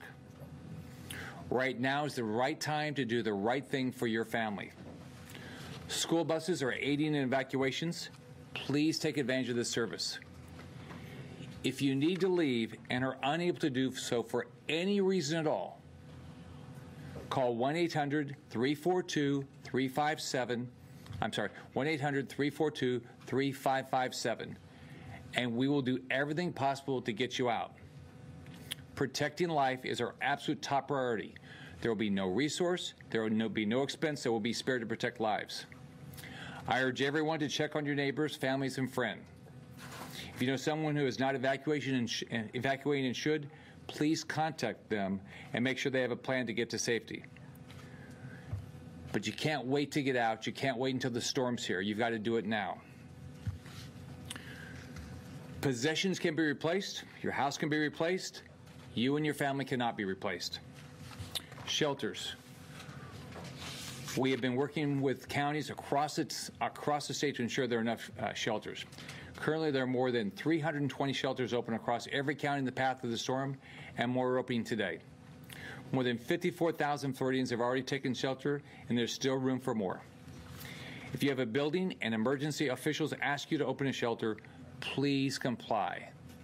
You will save somebody's life. This is so important to families seeking safety. Everyone in Florida needs to find a safe place to go. Traffic. Evacuation routes are moving, and we have stopped the shoulder driving on I-75 from Wildwood to the Georgia line because traffic is moving. If there's a need to reopen this, FDOT and Highway Safety will do so immediately. Evacuations are not meant to be convenient. They're meant to keep you safe. Check real-time traffic information and evacuation routes at fl511.com. Fuel. We are still aggressively working to keep gas stations open and filled. But this won't last much longer in South Florida because it will be unsafe to be on the roads. While all the fuel ports in Florida are now closed for safety as Irma impacts our state, following the storm, state troopers will resume escorting fuel supply trucks directly to gas stations across the state. I waived Florida motor fuel import tax for 5 days to help bring more fuel to our state for storm response and recovery. This will make our efforts to bring more fuel into our state help us bring more fuel from other states, neighboring states after the storm. We know fuel is important. We're doing everything we can to get more fuel in the state. Florida's prepared. Every single Florida Guardsman that can be deployed has already been deployed to prepare and respond to this storm. Watch until when? Across the state. We have so many members of our law enforcement. Okay, we got a tornado warning here, guys, recently issued for Collier County, and I'm going to have Steve go ahead and drive the radar around here. And these are very fast-moving storms, too. So, again, just want to make sure that you're aware of that. Let me just get the language out to you here. Tornado warning for south central Collier County and southwestern Florida. It's this particular cell right in through here. These things are issued faster even than our systems can go ahead and paint them. So here we go. Tornado warning, southwestern Florida, obviously, and it is south central Collier County. 12:08 p.m. Severe thunderstorm capable of producing a tornado located 10 miles southwest of Big Cypress National Preserve, 11 miles northeast of Chokoloskee, moving west at 45 miles per hour. This is Doppler radar indicated again here, moving west. I believe that's the actual one here. I'm going to go ahead and zoom out of this here. Yes, that is the one that we are concerned about. This particular cell, tornado, Doppler indicated right at this little particular edge right here, moving west extremely fast here. I just want to pull up the information on this one more time. Expires in 17 minutes. That's how quickly these things are moving. So again, I want to go over some of the areas impacted here. We are talking about, let's see here, south central Collier County. This is, we're talking Cypress National Preserve, 11 miles northeast of Chokoloskee, moving west at 45. And again, this is the area that we're most concerned about. And this is a fast-moving system, 45 mile per hour, Doppler radar indicated tornado. So not a tornado that is actually on the ground here. This is a thunderstorm that is capable of producing a tornado, located right now 10 miles southwest of Big Cypress National Preserve. So that's the situation with this. Moving west, within a few moments, this is going to be offshore. That's how fast these are moving. Thank you, Steve, for putting this back into motion here. It's the back edge of this, that little appendage. That's typically where you get these weak spin-ups of tornadoes. Remember, even a weak tornado can cause some major damage. So if you are streaming or watching or know anybody in these locations, it's time to take cover now. You get into an interior room, go as low as you can in your structure, interior room, away from windows. That's the best way to ride this system out here. Again, this is moving west very quickly at 45 miles per hour. Doppler radar indicated tornado 10 miles southwest of Big Cypress National Preserve. And again, some of the areas impacted, Everglades City. It's near Everglades City. Carnestown and Plantation Island around 12:25 p.m. Everglades National Park, the timing on that would be around 12:30. So within the next 27 minutes, it could be arriving Everglades National Park. Again, Everglades City, Carnestown, and Plantation Island around 12:25. Doppler radar indicated tornado, and there we go. You can. This is basically the area where we're worried about the possibility of a tornado. Nothing that has been spotted on the ground. This is again moving west at 45 miles per hour. So these are in and out of here pretty quickly. This is a pretty low population area. But if you know anyone that's here, if you're able to stream us or watching from this location, you definitely want to heed this warning for sure. Also looking at a tornado watch now for a good chunk of South Florida. I don't have the particular time on that. And Steve, unless you want to yell it over to me here, they basically came out simultaneously. Flood watches, coastal flood watches. We have coastal surge warnings, hurricane warnings, any kind of watch or warning you can think of, we definitely have across this region. But that's the particular cell right along 41, moving towards the west-southwest at 45 miles per hour. Chokoloskee will have to watch this particular area as well pretty closely for potential tornado. These, whenever we see a little bit of a spin in the atmosphere with this sort of a system north of a hurricane, we tend to see these little spin-ups, these little weak, fast-moving tornadoes. That's exactly what we've got right now. You don't tend to see very much lightning. We've seen some occasional lightning strikes with this. Very strong winds and possible tornadoes here as this continues to push west. That's all I have for now with this particular Doppler radar indicated tornado. Steve, I don't know if you want to bounce me around the radar anymore. We can kind of get back to the spot here. I don't have any additional information coming in on this warning right now. But again, Doppler radar indicated moving west-southwest at 45 miles per hour. This won't be the only time we get a tornado warning like this, but it's a big difference when it's a Doppler indicated tornado warning versus ground truth tornado warning. It's that particular back edge right in through here that we have to be a little bit most concerned about. Steve, if you want to give me a little bit of a radar tour, I can get some folks updated on some other thunderstorms that are working towards Miami. These are also moving west at 40 to 50 miles per hour, kind of making it right through South Beach and into downtown Miami right now. We don't have any warnings with these cells, but we'll continue to watch these very closely as they race east to west. Palmetto Bay dealing with some fast-moving showers and thunderstorms as well. Just 20 minutes ago, these were offshore, so they're moving quickly. Cutler Bay, this is going to be an area that's not only dealing with fast-moving thunderstorms, but also some storm surge. Key West, not dealing necessarily with heavy rain right now, but we've been looking at winds gusting easily 50, 60 plus miles per hour across this region. And then we extend about a couple hundred miles south. There's that actual center of circulation from Hurricane Irma, working towards the west-northwest right now. And we'll continue to see these storms cycling in. These tornadoes can spin up at any time. When we warn on a particular area, these are moving fast too, 45 to even 55 miles per hour. You can't outrun them. If you feel like, you know, you're in a spot where, hey, I'm going to get in the car and get out of here, these things are really trucking right now because of the way the atmosphere is working. Very fast-moving winds upstairs in the atmosphere. Once again, there's the back edge of that particular storm we're watching, moving west-southwest, a Doppler radar indicated tornado. And I just want to, again, go over some of the areas that could be potentially in the line of fire. And again, this was at 12:08. This was spotted by the National Weather Service. Dangerous storm will be near Everglades City, Carnes Sound, and Plantation Island around 12:25. So that's basically 8 minutes from now. Everglades National Park around 12:30 p.m.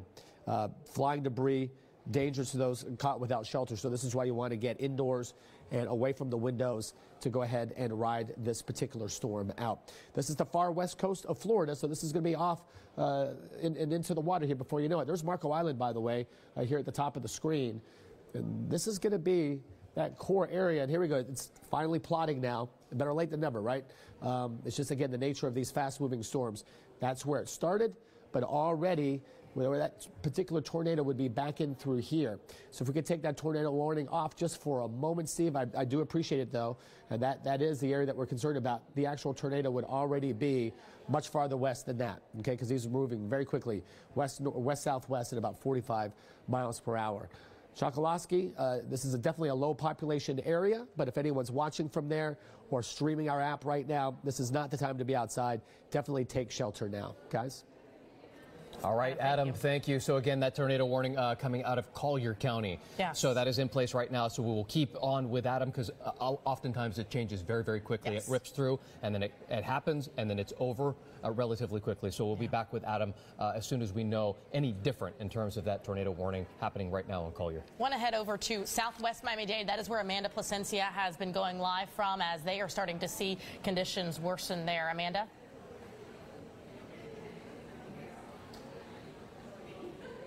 Those conditions kind of worsening, and the wind out here is really what you got to be careful with, because look at this huge tree actually all throughout the neighborhood, branches broken, fallen. This is what we're seeing in the Southwest Miami-Dade area. I'm actually along 127th Avenue, Southwest 127th Avenue, and Southwest 188th Street, and something definitely came through here. Lots of winds because we've seen a lot of downed trees, and I'm actually going to talk to Osmani here. And tell me what you witnessed just a few moments ago.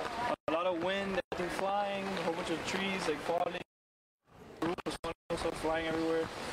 What, you said.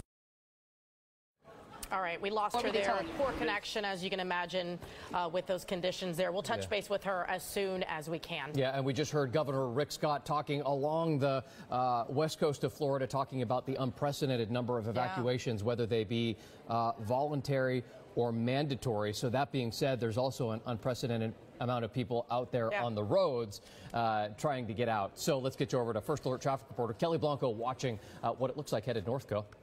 Yeah, Eric, and we all know people who decided to leave South Florida, take Alligator Alley, head over to Orlando, head over to Tampa, only now to be told that they need to continue going north. So let's go ahead and pull that camera on I-75 northbound, because right now there is heavy traffic on our metro cameras. And I'm going to show you in a couple of minutes as soon as the control room pulls that camera up. You can see here traffic at a standstill now. Governor Rick Scott did say that they are not using the shoulder at this time for traffic. But again, this is a look at I-75 northbound right around mile marker 328. Now, this is just near the turnpike, and all these people are leaving the coast and simply just heading north. Now, my Twitter account is Kelly NBC6 for those folks who have family members in that area, friends. Let them know. I'll be near my computer all day. If they have any questions as far as traffic, if there are any accidents out on the road, just tweet me. I will be near my computer to help you out. So again, that camera was I-75 northbound right between that area where it meets the turnpike, and folks are just leaving the coast and headed either towards, the center of the state, just continuing on northbound. So good luck to them. And of course, we wish them the best. All right. Kelly, thank you so much. We're going to talk to Andrea Cruz now, who is in Cutler Bay. A lot of wind damage. Andrea, when we saw you last, there was a light post that had gone to the ground, essentially. So what else are you seeing out there as far as fallen trees and rain and wind conditions?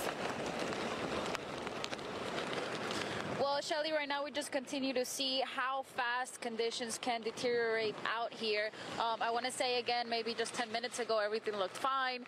Traffic was moving very smoothly, and then all of a sudden, another one of those gusts came through.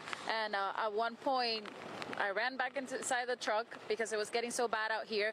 But once inside the truck, it started swaying back and forth. So it's kind of like you don't really know what's worse, being outside or being inside. So those are the kind of conditions you would be dealing if you're out here on the roads. But let's take a look. This is US 1 right here behind me. The good news is that in general, people do seem to be following the evacuation order that was set in place here in Cutler Bay, because we're seeing much lesser traffic than we normally would on a weekend right next to Southland Mall. Normally it would be hard to even find parking here on a Saturday. However, right now you can see that parking lot completely empty, stores boarded up. We also continue to see police driving by every few minutes or so. We have seen quite a few FPL trucks as well, which makes perfect sense because we have seen a lot of downed trees, branches, and of course we know that once those trees start falling down, so do the power lines. And again, driving out here would just not be fun right now. Even if you look outside your window, you think everything is fine. Once you're out on the road, conditions can change really within just a few minutes, because we're not getting that constant pounding of rain and wind that you can, try to get away from. It just really comes at you from out of nowhere. And if you're driving distracted, you might even drive over branches. There's branches lying around everywhere. We noticed along US 1 coming down from Pinecrest to Cutler Bay. So right now, having car trouble, that is not the kind of problem you want to run into, because of course we know it would be very hard to find help right now. There are no gas stations open, no mechanic shops open. We're actually here right next to a Firestone, which is completely closed. So if you do run into that kind of car trouble, you will not be able to get the help that you need. And those are the conditions right now in Cutler Bay. We definitely saw what Adam was talking about with those cells moving by very, very quickly. And we know that more are on their way. So if you're in this area right now, it's better that you just stay inside. Live from Cutler Bay, I'm Andrea Cruz. Back to the studio. All right, Andrea, thank you so much. We want to get over to meteorologist Steve McLaughlin. And Steve, we got three things going on here. Let's bullet point them real quick. Barreling down on the Keys. One, at Tampa Bay, possible storm surge of 5 to 8 feet. And Collier County, we've got that tornado warning happening right now. Yeah, and we can tell you the tornado warning might no longer be in effect. I think it's about to come down with that storm just offshore. We're keeping an eye on that one. Luckily, the cell that prompted that warning is offshore. We've got a tornado watch for parts of the area, and we're going to show you where that tornado watch is in just a second. I want to stress a tornado watch is not a tornado warning. A tornado watch means conditions are favorable for tornadoes. A tornado warning means a tornado is happening or has been detected by Doppler radar or by someone on the ground. We do not have that within our viewing area right now. Starting with the winds, these are sustained winds now out of the east, northeast, just about everywhere. Kendall, 18 miles per hour. Miami up to 31 miles per hour. Marathon, 29. Key West, 29.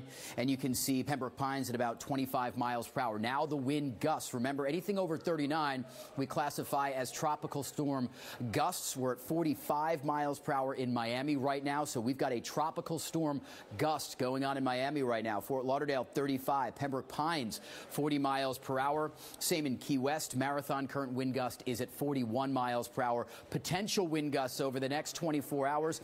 I think this might be a general 95 to 100, but we're going to get some bullseyes in there up over 100 for Miami and Fort Lauderdale.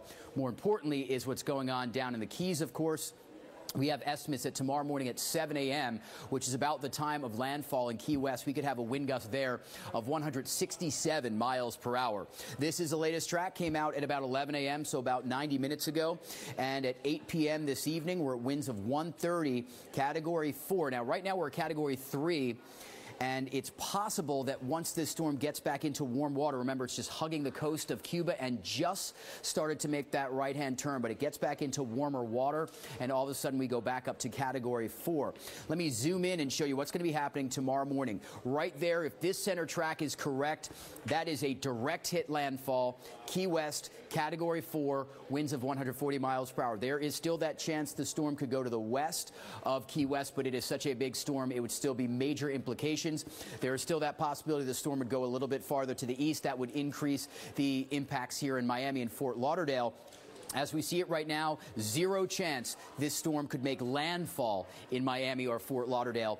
But landfall doesn't matter. This storm is so big. We've got an eye that's about 40 to 50 miles per hour and a storm that is over 500 miles wide at its biggest point. You know, you start to get these outer bands. And yes, indeed, if it were to take this eastern track, we would still get major implications, Miami, Fort Lauderdale. But even the central track or the western track, and we're still going to get the effects here. And if you're thinking right now, oh, there's a couple of bands coming through, not a big deal. Remember, the storm hasn't made the right-hand turn yet.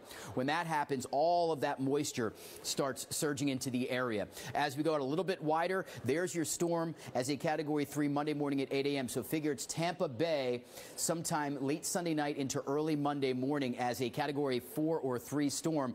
And then it heads up toward Atlanta as a tropical storm. You could see 7 a.m. on Thursday morning. We still got winds of 25 miles per hour. Then a big rainstorm for Illinois, Indiana, Kentucky, Tennessee, Missouri, places like that. Up next, I want to time out the winds. We've got 3 colors on here. Yellow is tropical storm force. Winds of sustained 39 plus, destructive 58, hurricane 74 plus. So we're already seeing wind gusts over 39 miles per hour by 12 p.m., which is our current hour, and that lines up perfectly with this yellow shaded area. Now, we get towards 6 p.m., most of us seeing tropical storm force winds. We're starting by this point to see the destructive winds from Key West all the way up to Key Largo. You can see that right there. Hurricane force winds will be just offshore. We get into midnight. Much of the area seeing tropical storm force winds. Destructive winds now actually pushing into southern Miami-Dade County. Key West just starting to see hurricane force winds, and that's stretching right up through Marathon and maybe as far north as Key Largo. Here's your bullseye for Key West, Sunday 6 a.m., hurricane force winds. Destructive winds at this point beginning to pick up for Miami and possibly into Broward County as well. I think as far as Miami and Fort Lauderdale go, this might end up being our worst time for this storm. Now, we're going to get heavy bands all night into tomorrow morning, but this is the time, Sunday 12 p.m., when we have the worst winds, and those winds are still coming in off the ocean. So put it all together. Destructive to possibly hurricane force winds, especially as you get south of Miami. At this point as well, that wind is pushing in all the water from the ocean, and 12:30 p.m., give or take a few minutes, is our high tide tomorrow. 12 p.m. will be the worst time for this storm for Miami and Fort Lauderdale. And at 12 p.m., Key West still seeing hurricane force winds, although they're on the back edge of the worst of the winds. 6 p.m. on Sunday, still seeing destructive winds for most of our viewing area. Luckily, by this point, the hurricane winds are out of Key West. Fort Myers, that's their bullseye. By the way, because the winds around low pressure are counterclockwise, and where you see the hurricane force winds, that's going to be the center of the storm, so you really get a feel for the track. Now at this point, the winds coming in from the north. Key West gets another round of storm surge. This time, it's coming from a different direction. They are going to get hit from every angle, every possible storm surge, and each one with 2 high tides. We get to midnight into early Monday morning, still feeling tropical storm winds for Miami and Fort Lauderdale. Destructive winds now out of the area. 6 a.m. Monday morning, you're going to wake up. It's still breezy out there, but we're starting to get that more calm air in here. 12 p.m. on Monday, everything's starting to lift toward Jacksonville. Tampa starting to get out of the worst weather. But remember, again, low pressure, counterclockwise. At this point, Tampa will get into its worst storm surge. So for the west coast of Florida, the worst storm surge is going to happen after the storm passes, when the water starts getting pushed back like this. For us here in Miami and Fort Lauderdale, it's out ahead of the storm like this that we get the worst storm surge. So while we're waiting for that eye to go to the north and start to push the water back out, that's the same time the water is now pushing in from the Gulf of Mexico. That's why we're telling people Tampa could have epic flooding, but it's going to happen a couple of days after our flooding when the storm is lifting to the north. This is Monday at 12 p.m. Let's talk about rain and the rain track. Now, wherever the track is, that's where we're going to find the heaviest rain. Now, we're still talking about yellows in here for parts of the area, especially from Miami south, where we could have 5 to 10 to maybe 10 to 15 inches. But there's going to be a swath wherever that eye goes, where we're in that orange coloring of 15 to 20. This model is a little more conservative than the next model I want to show you. This one is pretty serious, and actually it looks like, here it comes, it's actually updating itself right now. There you go. This is what I wanted to show you. It's been building off of a new model. This is our GFS model. Now, for Miami, kind of in that yellow to orange area, so it's, again, that 5 to 10 to 10 to 15. But you get into southwestern Miami-Dade County, Homestead, Kendall, you're starting to get into that red area where you could have 15 to 20 inches, and there could be a bullseye right over Marathon, and I would extend this to Key West as well, where we could have 20 to 30 inches of rain, and that doesn't take into account, of course, the wind and the storm surge. That's why we're telling people that Key West, Marathon, these are simply places that you do not in any way want to be during the duration of this storm. All right, this is our local rain model, and it's actually building off of a new model right now. Specific numbers for specific cities, it's going to be tough. It's more of a general rule I want you to look at. 10 to 15 inches for much of the area. I think southern areas, Miami and South, will end up getting more rain. Northern areas, Fort Lauderdale to Pompano Beach up to West Palm, maybe slightly lower amounts. But I would say on average 10 to 15 inches. Farther south you go, the higher amounts. And then you get into the Keys. I simply think there's going to be more than this in a couple of spots, but 17.26 for Marathon might end up being okay. Key West, wouldn't be shocked at 15 to 20. If that one bullseye can work into Marathon, we might have a spot along here where we have 20 to 30 inches of rain. Now let me time out the storm hour by hour. Saturday, 12 p.m., center of the storm, just making that turn out of Cuba, and this is our current hour. We're beginning to see that onshore flow. We're in a high tide right now, so we're going to get a little bit of flooding. Low tide should push some of that water back out. Going to advance to 6 hours, 6 p.m. For everyone watching right now, I think this is when it's going to start to really feel like a tropical storm out there. We're getting into the core of the storm with those outer bands. We're going to have on and off showers throughout the evening. It's not going to be a steady rain, but you're going to get a squall. Winds kick up, rain kicks up. This is midnight. Could have some heavy bands coming in, all that water getting pushed into Miami for the storm surge. And you've got the eye right here, just about to get close to Key West. Figure landfall about 6, 7, 8 a.m. So there you go. There's Key West. This is 6 a.m. They are just getting absolutely pounded. Key West to Marathon.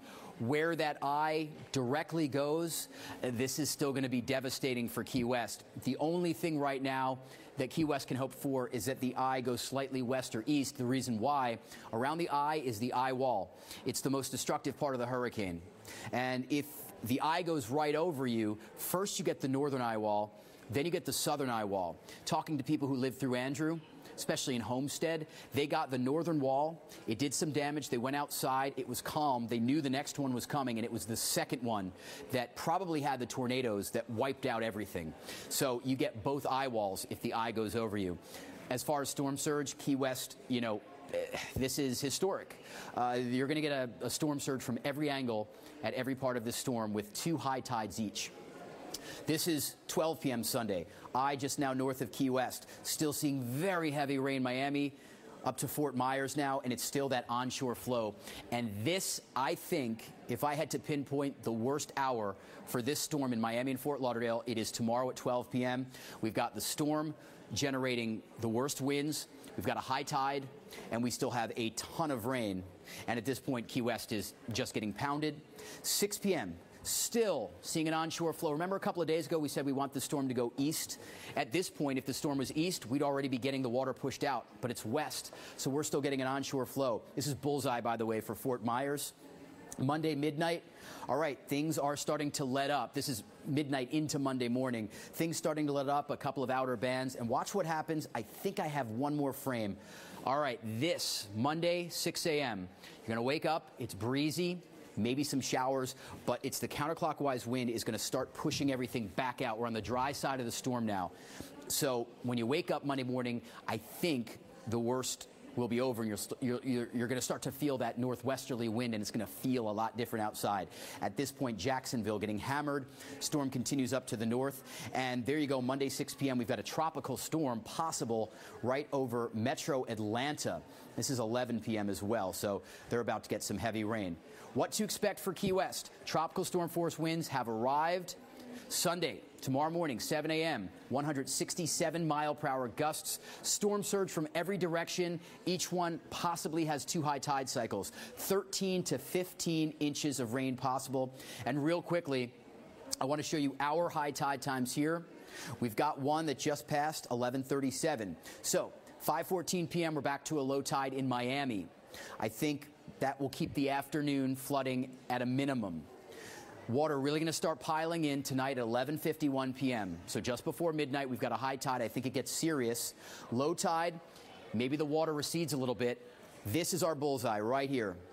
Sunday at 12:26 p.m. We've got the storm on the latitude of Miami. We've got the onshore flow, strongest winds, at least tropical storm force, maybe 58 plus, possibly hurricane gusts, and that high tide. So I think for storm surge, this is going to be the worst time.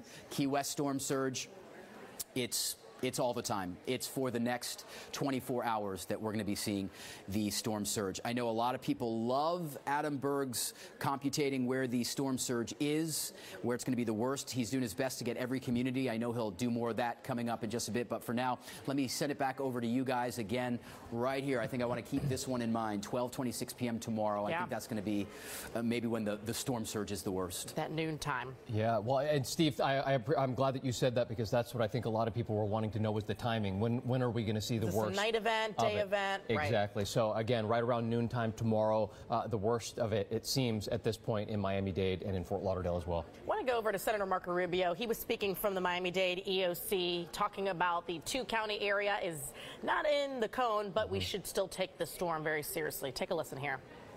And I think I'm speaking to, because everybody knows someone like this. Everyone becomes some sort of amateur meteorologist, right? They tell you see it on Facebook, oh, we're out of the cone.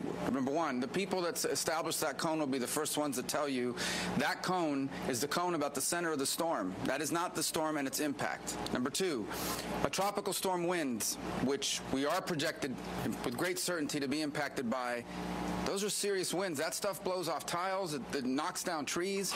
Don't be the guy that gets killed by the tree, all right? Every year we have it, the guy that's standing around, the tree falls on their head. Don't be the guy or the gal that gets killed by the tree. Don't be the person. Number three, people, I'm going to take off into the street. Where are you going? Everything's closed. If you don't lose power, that's great. It's a great time to get it home, catch up on Games of Thrones, whatever it's called. I haven't watched it myself, but it's just if you're in the shelter, just ride it out at this point. Where are you going? And I think it's important for us to know that.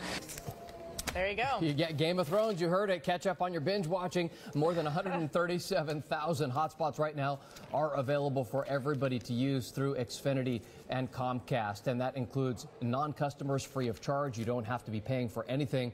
So for a full list of those locations, more than 100,000 of them, just log on or head over to NBC6 News and Weather app. You can download that from our website, NBC6.com, and you'll find the link right there under the Hurricane Irma section. And that Xfinity through Comcast, that Comcast is the parent company of all of us here at NBC6. A reminder to you, Broward County under a curfew starting at 4 p.m. I want to get over to Tony Pipitone because he is in Broward County in West Park checking on conditions there.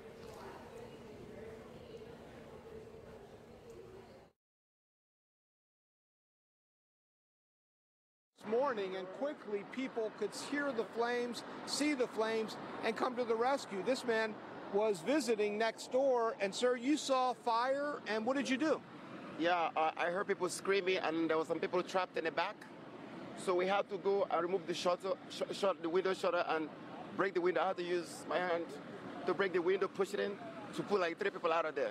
3 people you helped pull out of there. Black smoke, a lot of thick smoke coming out. I'm surprised they made it because the room was covered with black smoke. Could you tell where the fire was? Or It was in that side.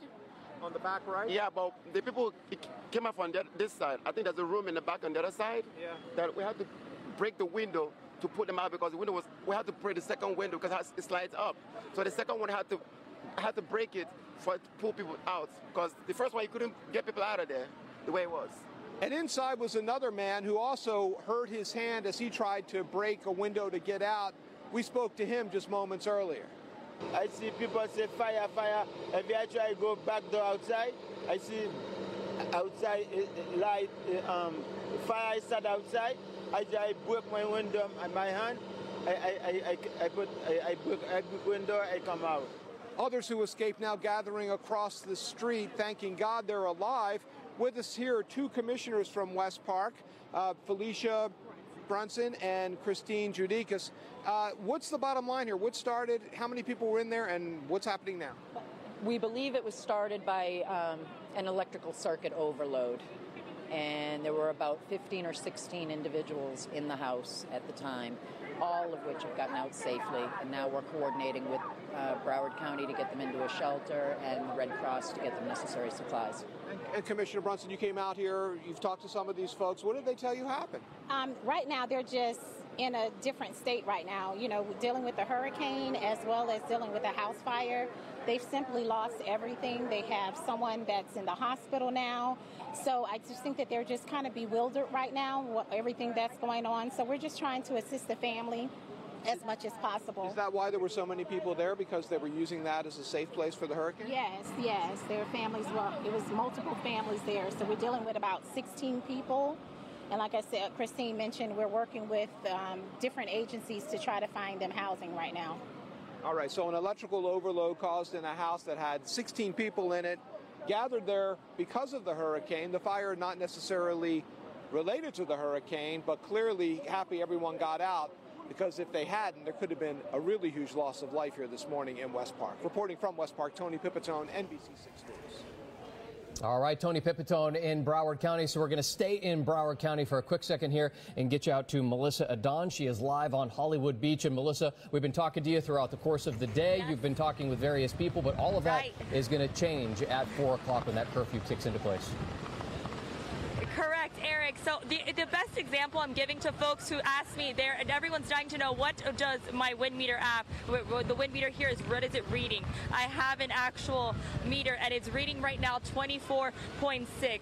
And this was just right now, we're getting a new gust. It's actually going up right now. So I tell people, if this is what 20 to 25 miles per hour wind feels like, double it. Imagine how this feels times 2. Then you're talking about your 50 miles per hour winds. You can check out there our palm trees. That's what it looks like when the winds are blowing at just 25 miles per hour. I'm already standing sideways so I can have a good grip here to explain this to you all. Imagine when you double it. I don't think many people are going to be out here when it's 50 miles. All right, triple it. Imagine how it'll feel with 60 miles. That's just the perspective people are, you know, I'm trying to share to people. I've had a lot of families almost out here laughing. Okay, that's fine, laugh. But again, when it's a little bit more than that, you all have to be careful. And a lot of these people will be told to go to go home because there is a curfew at 4 o'clock. So definitely important to keep that in mind, that in Broward County, where they're going to have that curfew at 4 o'clock. We've already seen Hollywood police out here trying to tell people that and explain to them that. Now look at these waves. That's what's coming in right now. Again, I'm going to put up my wind meter again, up here again, and watch as it goes up. And as we watch that, these are those wind gusts that are coming in. This is exactly what Steve McLaughlin was just talking about. These are those wind gusts that are starting to come down here. So that's what we are watching here. Again, we have been sustaining those good 20 to 25 mile per hour winds here along Hollywood Beach. And again, what we're also seeing is that sand. That sand, I've been feeling it pushing into my legs as we're standing here. That is going to be the big problem with beach erosion. That is always a problem from hurricanes. So I'll toss it back to you guys, all right? And now it just started raining.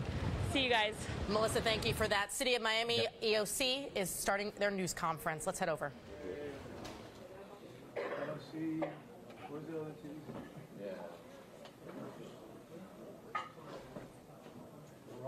Okay. Well, good afternoon. Yesterday at noon, I signed a declaration of emergency in the city of Miami. That allows the city manager to take measures. One of the measures that the city manager has already signed is to establish a curfew within the municipal boundaries of the city of Miami, beginning today at 7 p.m. and ending tomorrow at 7 a.m. Within the powers of the emergency declaration, the manager can establish a curfew, and the police can stop people to ask them what are they doing in and about the city. The reason to do that is because we know of several areas of the city of Miami without electric power as of now, and we expect more in the next hours. There's also the concern of high winds, and of course the police will be outside within the city as much as they can, but we feel that there are many houses that are empty because people have gone to other places, and we need this kind of order so we can protect the residents and, of course, the first responders of the city of Miami. En el día de ayer, nosotros firmamos una declaración. All right, that is Tomás Regalado, the City of Miami mayor, who, by the way, has been out of town. He just got back into town, and that's why this is the first news conference that we're seeing this week from the City of Miami. Just announced that there is going to be a 7 p.m. curfew until 7 a.m. We know that Miami-Dade County Mayor is not going to be doing a curfew, but City of Miami is curfew 7 p.m. Also, Miami Beach announced their own curfew. You have that as 6 p.m. Miami Beach, 9 p.m. 9 p.m. Broward County, 4 o'clock this afternoon. Yeah, so that's a quick list of what those curfew times are, but I have a feeling that that's not going to be the end of what the curfew list is, because they're really just trying to get people off the streets, because the longer that people stay out there, out and about, when those winds really do start to kick up, that's the more risk that they're putting the emergency responders at if something should happen. So they just want to make sure that everybody clears the streets. And we were just with Melissa Adon. She was at Hollywood Beach, and you saw all those folks back there behind her, but it won't be very long. In about 3 hours, everybody will be asked to leave. That's right, because that 2 p.m. is when we start. In about an hour, we're going to start to feel those tropical storm winds. 40 miles per hour. That's where they start, and that was just 20 miles per hour. So I think it gives you a really good idea of what's potentially to come. And that's just in Miami-Dade and Fort Lauderdale. We do also right now have crews headed all the way up the west coast of Florida, up into the Tampa and Fort Myers area as well. So we'll be bringing you live reports from there over the course of the next 48 hours. But I do want to mention this. Steve McLaughlin was talking a lot about the Keys. They're going to get hit. They're going to take a very bad hit, unfortunately. So you might have seen this crawl at the bottom of your screen. So I'm just going to repeat this in case somebody out there is watching this right now. They're calling it a refuge of last resort in the Keys, and that is at Key West High School gym. So hopefully everybody is out of there. Hopefully nobody watching this is going to have to use that. But if you are listening to us and you're still in Key West for some reason, head over to that location again. It is the Key West High School gym, and do know that they are literally just going to leave the door unlocked. There's going to be no services there. So that, obviously, with the hope that most people have heeded the warning and gotten out of there, because indeed Irma is headed for a direct hit on the Keys. All right, let's head over to Florida City now, where Julia Bagg has been checking on the conditions there. And Julia, what are you seeing at this point at 12:49? Shelley, you just were talking about the danger that first responders face. Here's what's happening right here. There was a fire at this townhome right here, and firefighters tell me, I just talked to them, they're trying to get to the source of the fire. We can still certainly smell some smoke and even see a little bit of smoke coming out off the second floor. Okay, and so where this is, we are just south of West Palm Drive and just west of US 1 in Florida City in this townhouse neighborhood. This has brought all the neighbors out, and you can see firefighters bringing in more tools here. We've been watching them climb ladders here. You can see them if we look over on the roof just above the garage there, as they've been very precariously making their way into the home, just trying to get to the source of this fire. Investigators tell me it looks like no one was home at the time, so that's good. No reports of any injuries here, but still a mystery. Unclear. Wow. Did you hear that, guys? They're breaking through the glass on that second floor with that pickaxe at the top of that ladder. Very dangerous work here. Right now it's not raining very hard, but I'm feeling, wow, as I'm speaking, the winds start to pick up. So you understand how that makes this job so much more dangerous for firefighters, as they tell me they're trying to get to the source of these flames and put that out. So this is their work right here. But again, the good news, doesn't look like anyone has been hurt here. It looks like these people have left for the storm. So we're going to check in on this. We'll bring you details. I'm Julia Bagg, live in Florida City. Eric and Shelley will send it back to you. All right, Julia, thank you. Your time right now, 12:51, and our continuous coverage of Irma continues. We are heading to Miami Beach. When you think of the iconic South Beach, Ocean Drive, that iconic strip, that is where Darryl Forges is, which looks so different now because it's boarded up. People have heeded the warnings and gotten out, except for that one guy who wanted to tie himself to a pole and ride out Irma. So hopefully somebody's convinced him in the past hour that that was not a great idea. Darryl, please tell me that.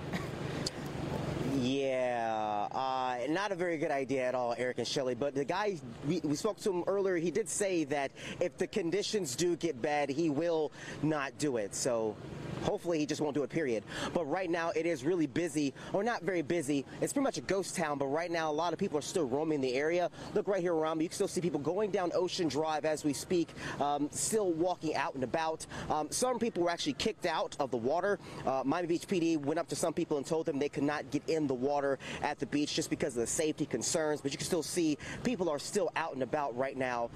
And also, as you just talked about, Shelley, the boards are up. They have boards up. You have everything right now completely shut down here in Ocean Drive because of what's to come in the next few hours, the next 24 hours. So that's why things are not good business-wise. But the people right now, quite frankly, they don't care. They're still going out and about, talking, having a good time out in front of the beach. But again, Miami Beach PD are urging people not to do this, as in fact, Eric and Shelley, you just talked about it, that curfew. It starts tonight at 9 p.m. and it goes until 6 a.m. Again, a curfew for right here in Miami Beach starting at 9 p.m. ending at 6 a.m. We also spoke to some people who say that right now they are going to leave, but they're still kind of concerned. Another interesting thing we saw, speaking of people doing things they shouldn't be doing, we saw one man actually go to the beach trying to do some kite surfing. You know, there are just certain things I just can't stress enough to our viewers.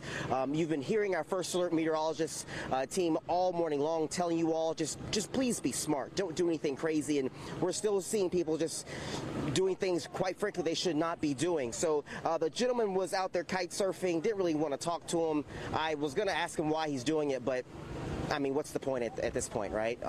But I did speak to one man who was on the beach who told me that he actually has family that are in Cuba. You all know that Cuba's also seeing some effects from Hurricane Irma. I spoke to that man earlier about his concerns when it comes to him and his family. Take a listen.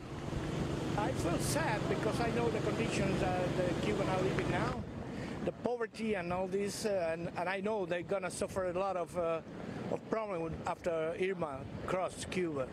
Do you have any family? Yeah, I have a sister in Havana and a brother in Camagüey. He's in close to Irma crossing Cuba. When was the last time you spoke with them? Pardon me? When was the last time you spoke with them? This morning. This morning? What have they told you so far? No, my brother told me that they suffered the effects of Irma, but everything is okay. Nothing happened bad. Well, good for them. Glad that he and his sister and his brother, they are okay. But we did have a little rain falling down as you were listening to that gentleman right there in our soundbite. But also about an hour or so ago, Eric and Shelley, we saw some heavy rainfall, some severely heavy rainfall happen, but it just passed over. So that we're going to be seeing that on and off for the next few hours right now, but again, we're still catching those outer bands of that storm at this point. So some people are actually kind of panning over right now. Adam, if you pan over here right now, you still see people coming into the beach, which they're not supposed to, but we also see some people going out. Some people we spoke with walking out of here saying that, you know, right now it's just too dangerous. Well, go figure. We've been warning you for the past 2-3 days not to do this, but yeah, so it's very important that people just be safe right now when it comes to this storm. So, Eric, let's go ahead and send things back over to you. All right, Daryl, thank you. So Daryl Forges is in Miami Beach. We talked to Melissa Don in Fort Lauderdale Beach, and it's almost like sometimes people get lulled into a false sense of security because things like Matthew happened. Yeah. We were prepared for a big storm to hit Matthew, and then, of course, it went the other way. So please heed the warning, everybody. Get off the beach, get off the streets. Curfews are in place. We're going to be right back with First Alert meteorologist Adam Berg after a 2-minute break.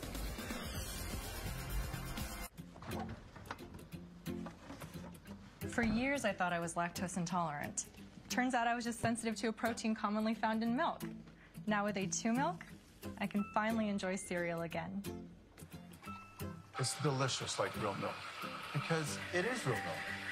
A2 milk is real milk from real cows that produce only the A2 protein. I forgot what real milk tasted like. It was amazing. My first latte in 12 years.